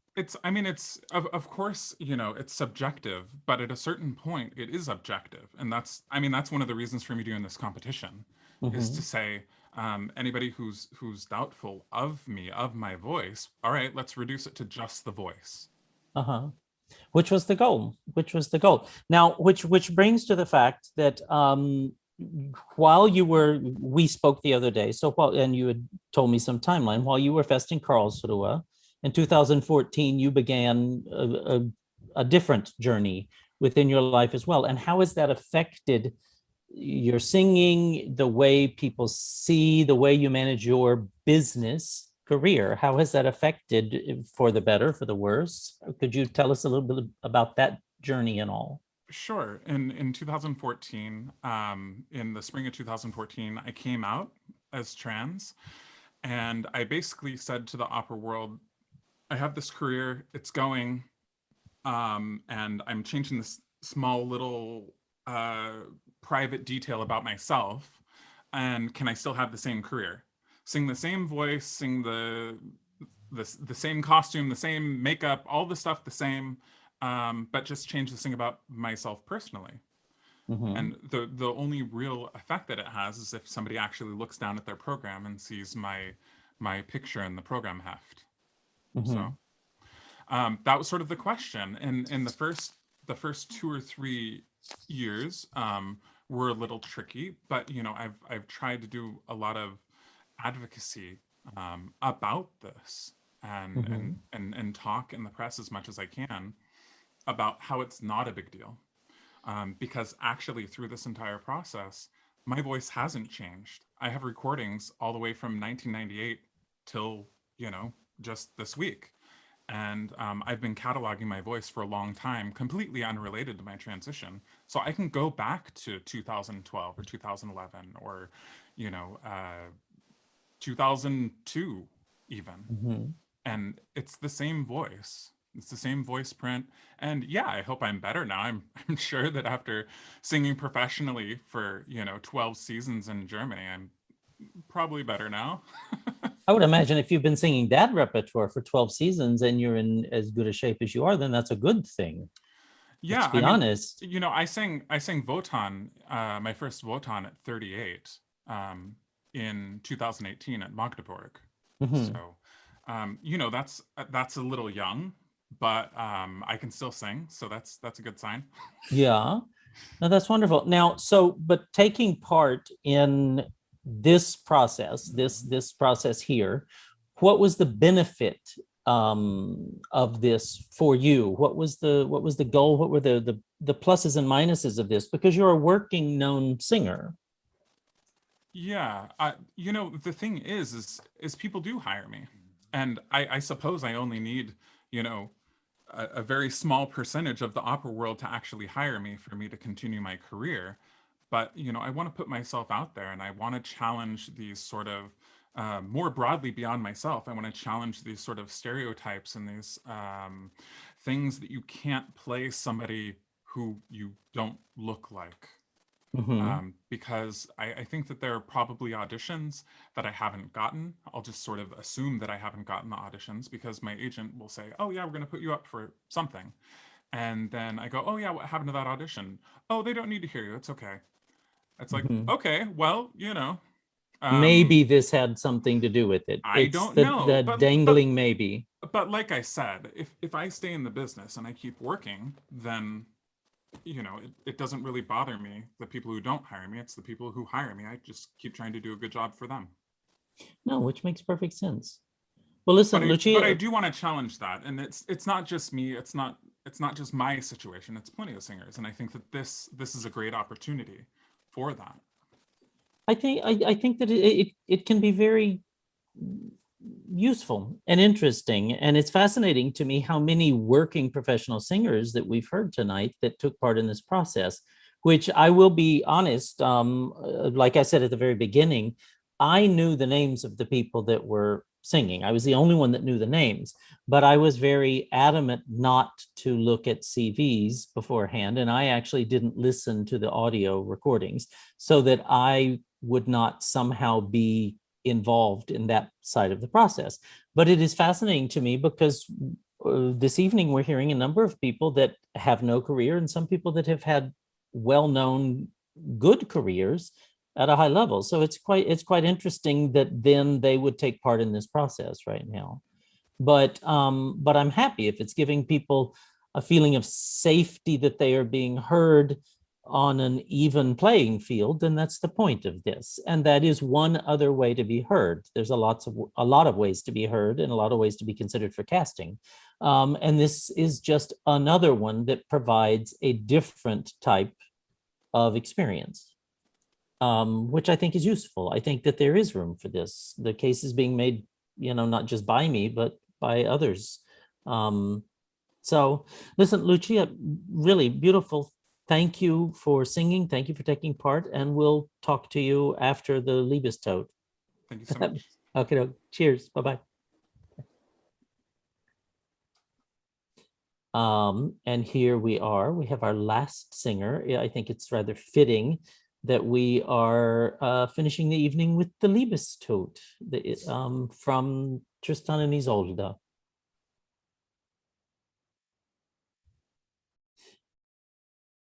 After which we will have a discussion with all of the singers about the process.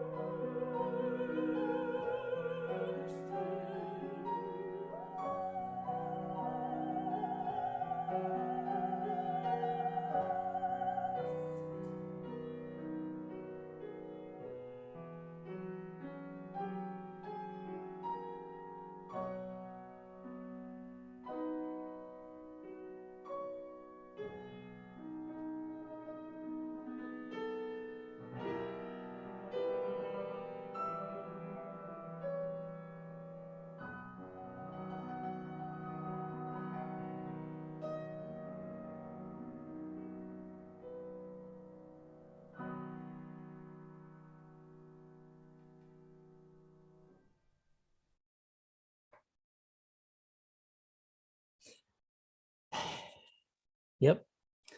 That's how you finish. That's how you finish an opera, right? So let me find this artist and bring her in, and let's meet her. Hello there. Hi. I'm changing your name. Oh, okay. Sorry. That's okay. Tell us a little bit about yourself. My name's Catherine Woodward. I was born and grew up in London in the UK, and I now live in Berlin in Germany, like so many of us, Brexiles. Well, but that's a good thing. That is a good thing. So, and so how long have you been in Germany? How long have you been in Berlin? So I've been in Germany for just over 3 years, but I've been in Berlin for one year almost exactly now. Oh, wow. Well, happy anniversary in Berlin. Thank you. Oh, wonderful. And so have you always been singing this repertoire? Absolutely not. Because for us, I think you sang Elektra, Yes. and you also Brunhilde. offered the Brunhilde, the end of the Fliegender Abend. So what is your path of repertoire? What has brought you to this repertoire? Well, my debut was in Monteverdi, so make of that what you will. I sang a nymph and covered Musica and Speranza in in Orfeo. Yeah, in Orfeo for English National Opera way back when. Yeah, long ways since then. Just a little way. Repertoire-wise. In a strange way, I think that somehow a pausa like this enforced just working on yourself and singing what you want to sing does allow things to develop. And it's been a very exciting year to be in Berlin because there have been opportunities to meet and work with new people. I mean, the fabulous Rupert Dussmann was my pianist for the Isolde, and we only had half an hour together, but we did it. Wow. Yeah, and how? Wow, that's amazing. And so basically you've had the discipline, because here's the truth, over the year, it took discipline to keep working on your voice and keep working on growing, right? I think so, but it was just, there were a lot of inspiration of being in Germany at the right time and meeting a lot of wonderful people. I mean, Meredith Bloomfield, who was being accompanied by Tim Ribchester, 2 other fabulous Berlin people who I met when I already knew Tim, but we actually met when he played Chrysotomus for me about 4 years ago. So. Wow. It's amazing. So it's formed kind of a family there, the pandemic opera family in Berlin. I think so, yeah. Yeah. Oh, that's amazing. Now, because I would be remiss, because we do know each other, that's the real truth. I would be remiss if I didn't tell everyone that she has the world's best day job. That is until she starts making the big bucks in the big repertoire, at which time I expect a case a week. Thank you very much. Yes, yes, exactly. But Kat, tell us what you do, when you're not singing stunning Wagner and Strauss. Well, as David knows well, I managed to find a pandemic job in Berlin in a whiskey shop selling single malts and a little bit of bourbon. There you go. So when the pandemic gets you down in Berlin, there's always whiskey. There right? is always whiskey. This is wonderful. Now, so Kat, why did you take part in this type of a project?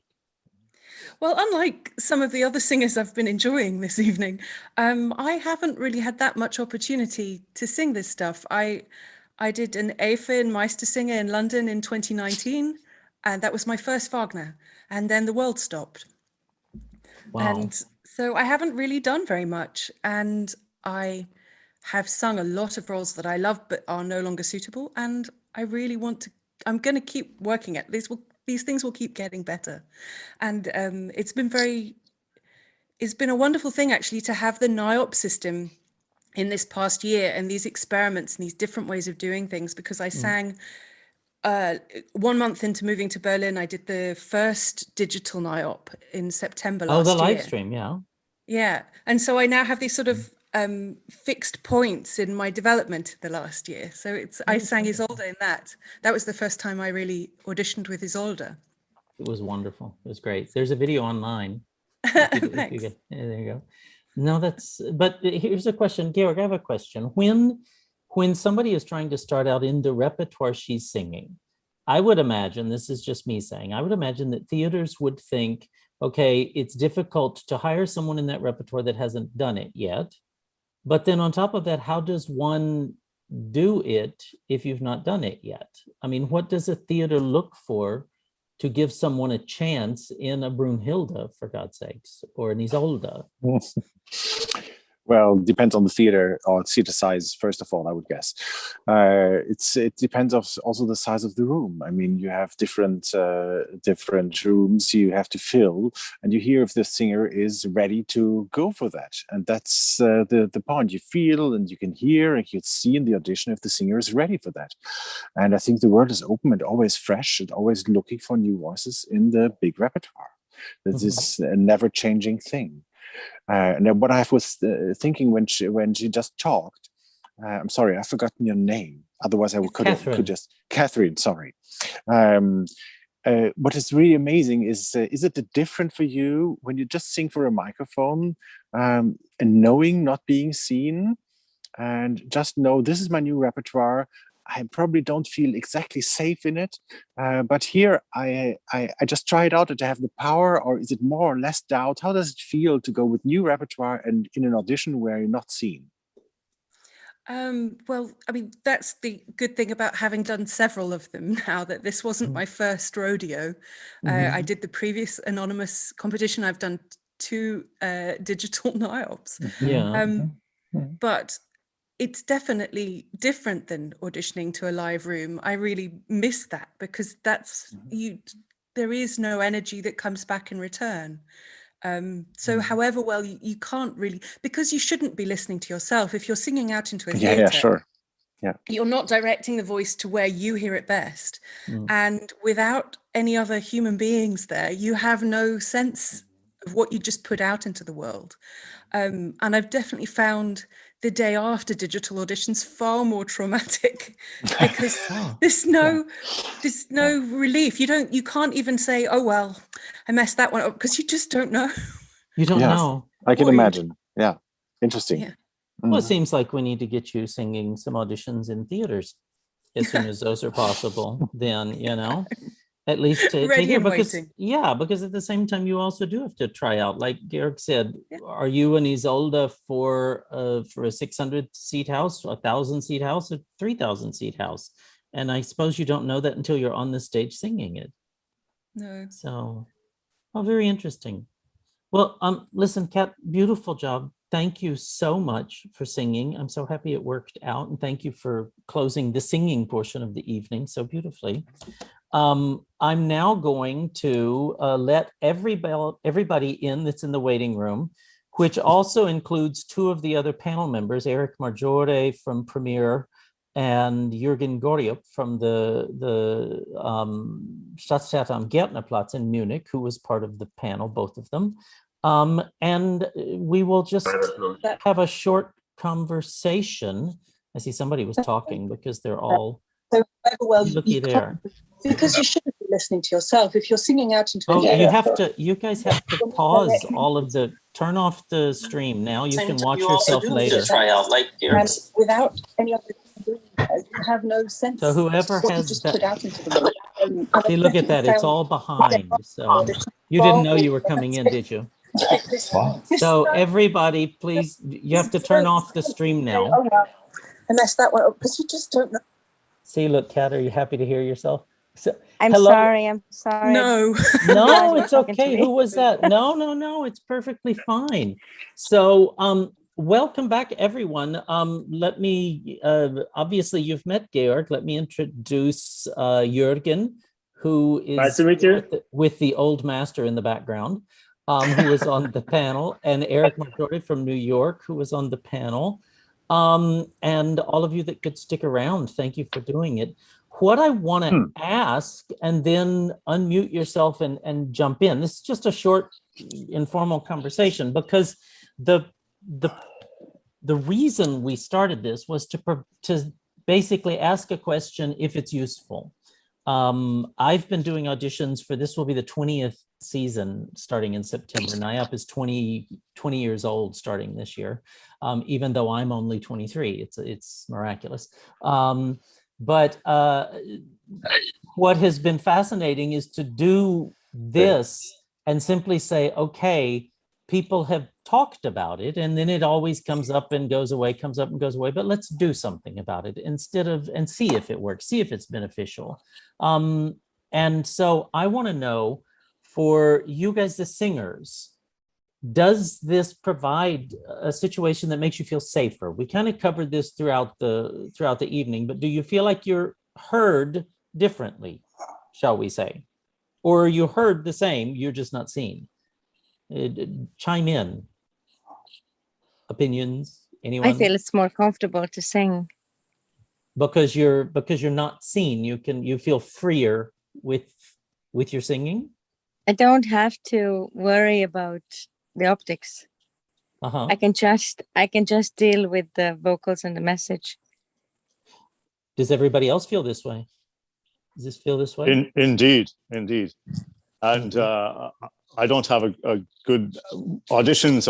I can feel I get a nerves in my actual vocal cords. I can feel lactic acid in my like that muscular thing. I don't audition well, I know, and this is really kind of the first success. Even though I do all kinds of music at a very good level, but I don't do auditions, and this has been really great opportunity. I don't think I did that well in the actual video, but the before process was really fun, and it also gives you a chance to pull out repertoire that you've had a look at before, and it's time. It's COVID time, and why not have a go at it? And I'm definitely ahead. Whatever comes from it, or whatever doesn't come from it, I'm definitely ahead by the process. So wonderful. Well done. Wonderful. Thank you. Anybody else have something to say before? I think there's certainly something very freeing about there's an element of not having to prove quite so much about yourself when you've got a panel who can see you in that first round. And of course, it's so important for the panel to see what you can do on stage as well. But actually, for that first presentation, actually to be able to center yourself and just focus on what you're producing and not have those other elements can be very freeing. That's interesting. You know, I have a question I want to ask Georg, Jürgen, and Eric, then the other side of the table quickly. It's kind of a standard thing in our business now that when someone is presented to you, they come with a YouTube link from an agent or anything else. And it's kind of standard that the first way that you are introduced to artists that you don't know, sad but true, is, okay, send me a YouTube. I don't know them. Send me a YouTube. And you turn on the YouTube. But when you look at that YouTube, isn't your initial reaction, it's to determine if this is an artist that interests you in any way, right? That's basically kind of the first step of that. But doesn't that translate to the fact that you want to hear them and hear if that voice interests you? Or is it also seeing the video on the YouTube when you're checking a YouTube? Do you guys understand what I'm asking? Yeah. Not completely. Well, no, but in the sense that when you look at a YouTube, are you also looking at the person, or is your first impression formed by the sound that comes? It's just the sound. For me, it's just the sound. From the and then YouTube. It's the person, yes. You the same, Georg? Eric? No, just honestly, I wish it was just the sound, but if I'm trying to look into my face, I realize, no, it's not just the sound. And that makes the difference here with the NYIOPs and the ANON competition. And I think that's the nice experiment about this thing here. Go back to the sound, or go back to your ears, and then probably try to weigh it differently. It's interesting. Yeah, I mean, I would agree. If I'm looking at a YouTube, I see both. I hear and see at the same time, but that's what was interesting about this. You listen in a more focused way when it's just the singing, and in a way, I almost hold it to a higher vocal standard because you just have that to lean upon. So it's great from that standpoint. And then, you know, to have the reveal and see the artist is great. And you put it all together then, you know. Which is interesting. Mhm. I have found it fascinating because of the fact that people have, what has been the constant thing that I hear from people, and this is also from the panel members from the first Anonymous and this one as well, has been almost unanimously supportive. This is what's interesting about it, in the sense that everyone does come back to saying that the sound, focusing on the sound first, makes a big difference. It allows you to then somehow already have a strong opinion formed before you get into the next step of looking at how you're going to cast your things. Because let's talk about the realities of the world. Directors have a lot to say in the opera business. Honestly, I know it sounds terrible. If your tenor is a hobbit, then you can't have Birgit Nilsson as your Brunhilde. It's just the reality of life. But because it is a visual, like Sebastian was saying earlier, it is a visual art. But I think it is interesting that everyone finds it freeing to go back to just sound first. And what's interesting, I think, also is the panel members feel the same way as the singers. The singers feel comfortable just going with the sound first and then being seen at that point once they've already had a chance. Catherine, yeah? But I find that the Zoom one is better than just sending the audio. Sending the audio is tough, just as tough for me as sending the video, because the camera, it does not have a person. But the Zoom, the audio in Zoom, for me was the kicker, because I was really there 100,000,000%. Because there were and people I found it hard. at you. Sorry? Because there were people looking at you from people on the other side, yeah. There were real people on the other side, and it was like a concert. So it's not like with the camera, I find it hard to get into this feeling of the concert, because it's the camera, and maybe you do 2 takes, maybe you do 3 takes. Yeah. But it's just the camera, and that is something that I want to learn better myself, to get into this schwung also without the people there, because That's hard. I was a little bit maybe critical of myself. I said, it's not as good as a live, because I love sending lives. Yeah.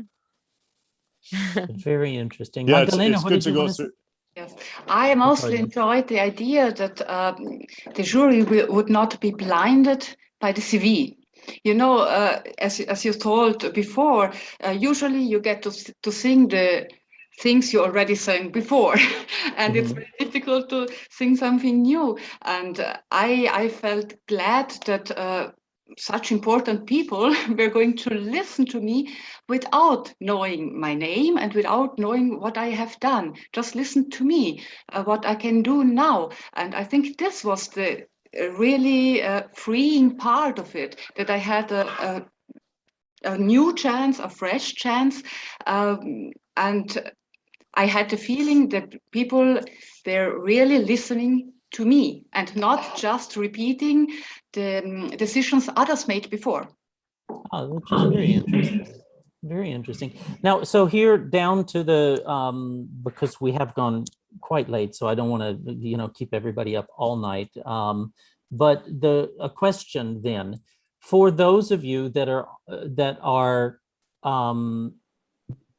casting, so that would be Jürgen, Georg here, and Sebastian. I had this conversation about halfway through. Do you see a use and a place for this type of a process, for hearing people blind, hearing people anonymous, hearing people that you don't know who they are, what they've done, anything about them, in a casting process? Where does it fit? Or does it?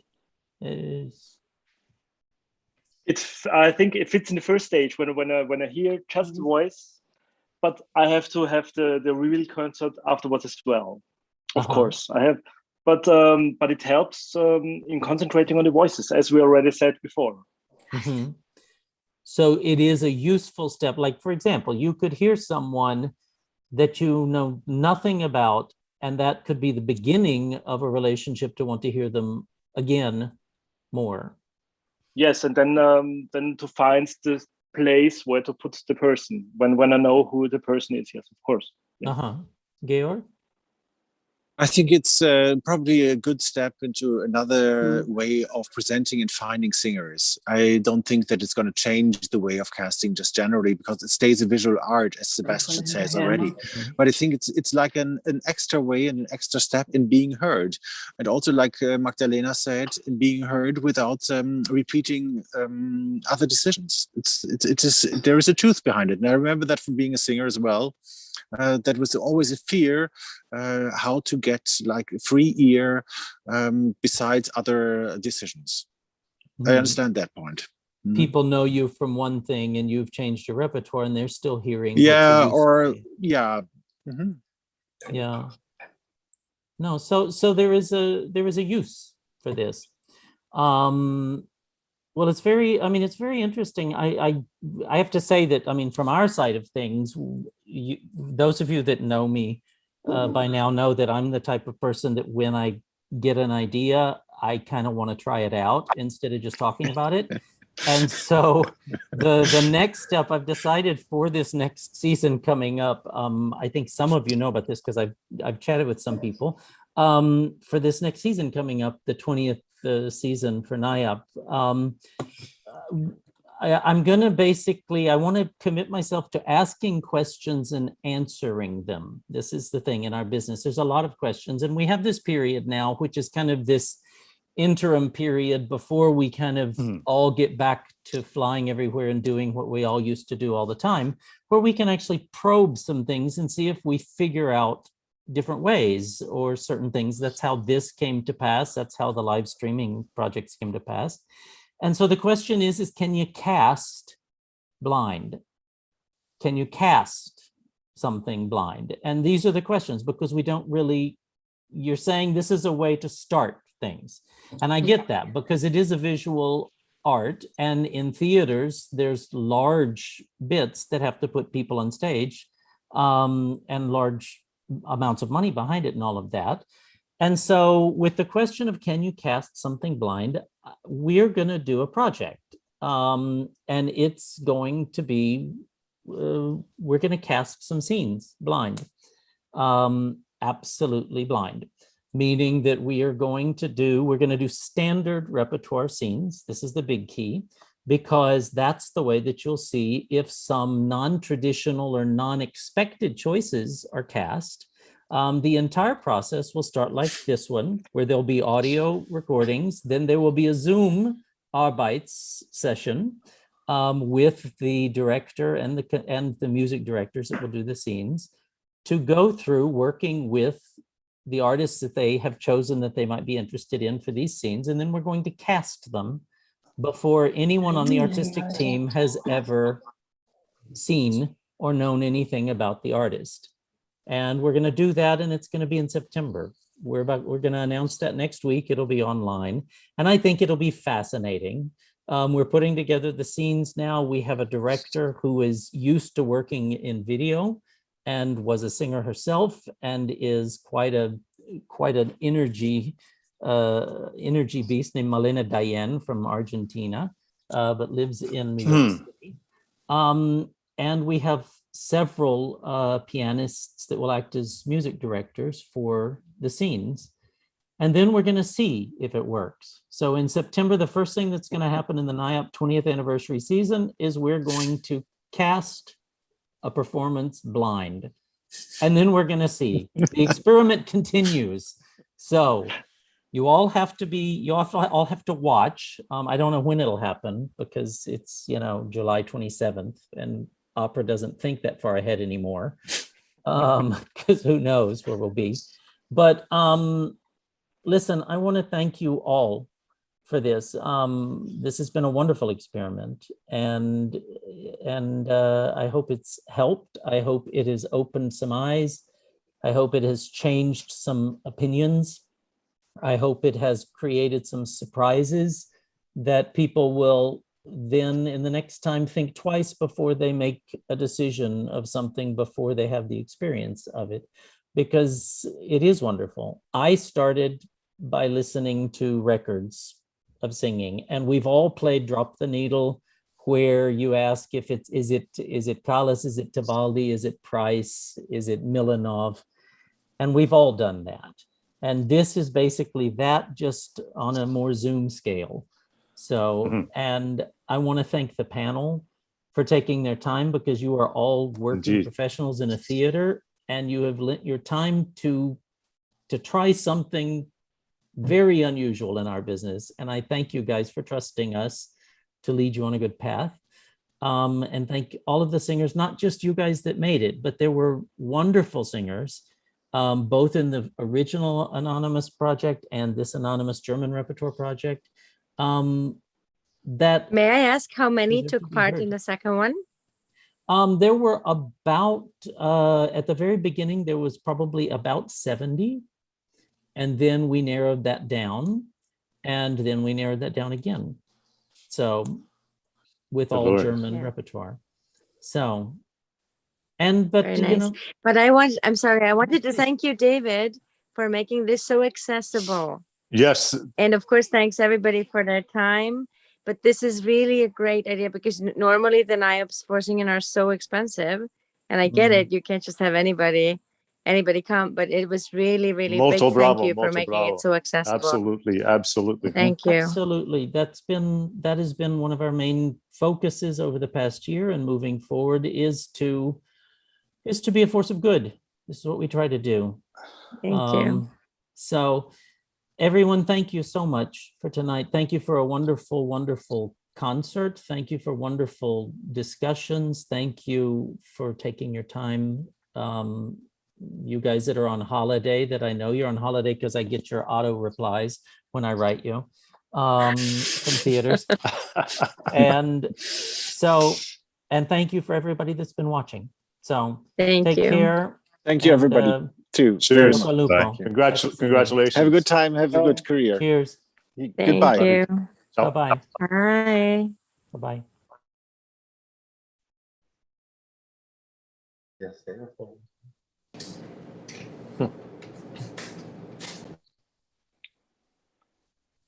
Okay. I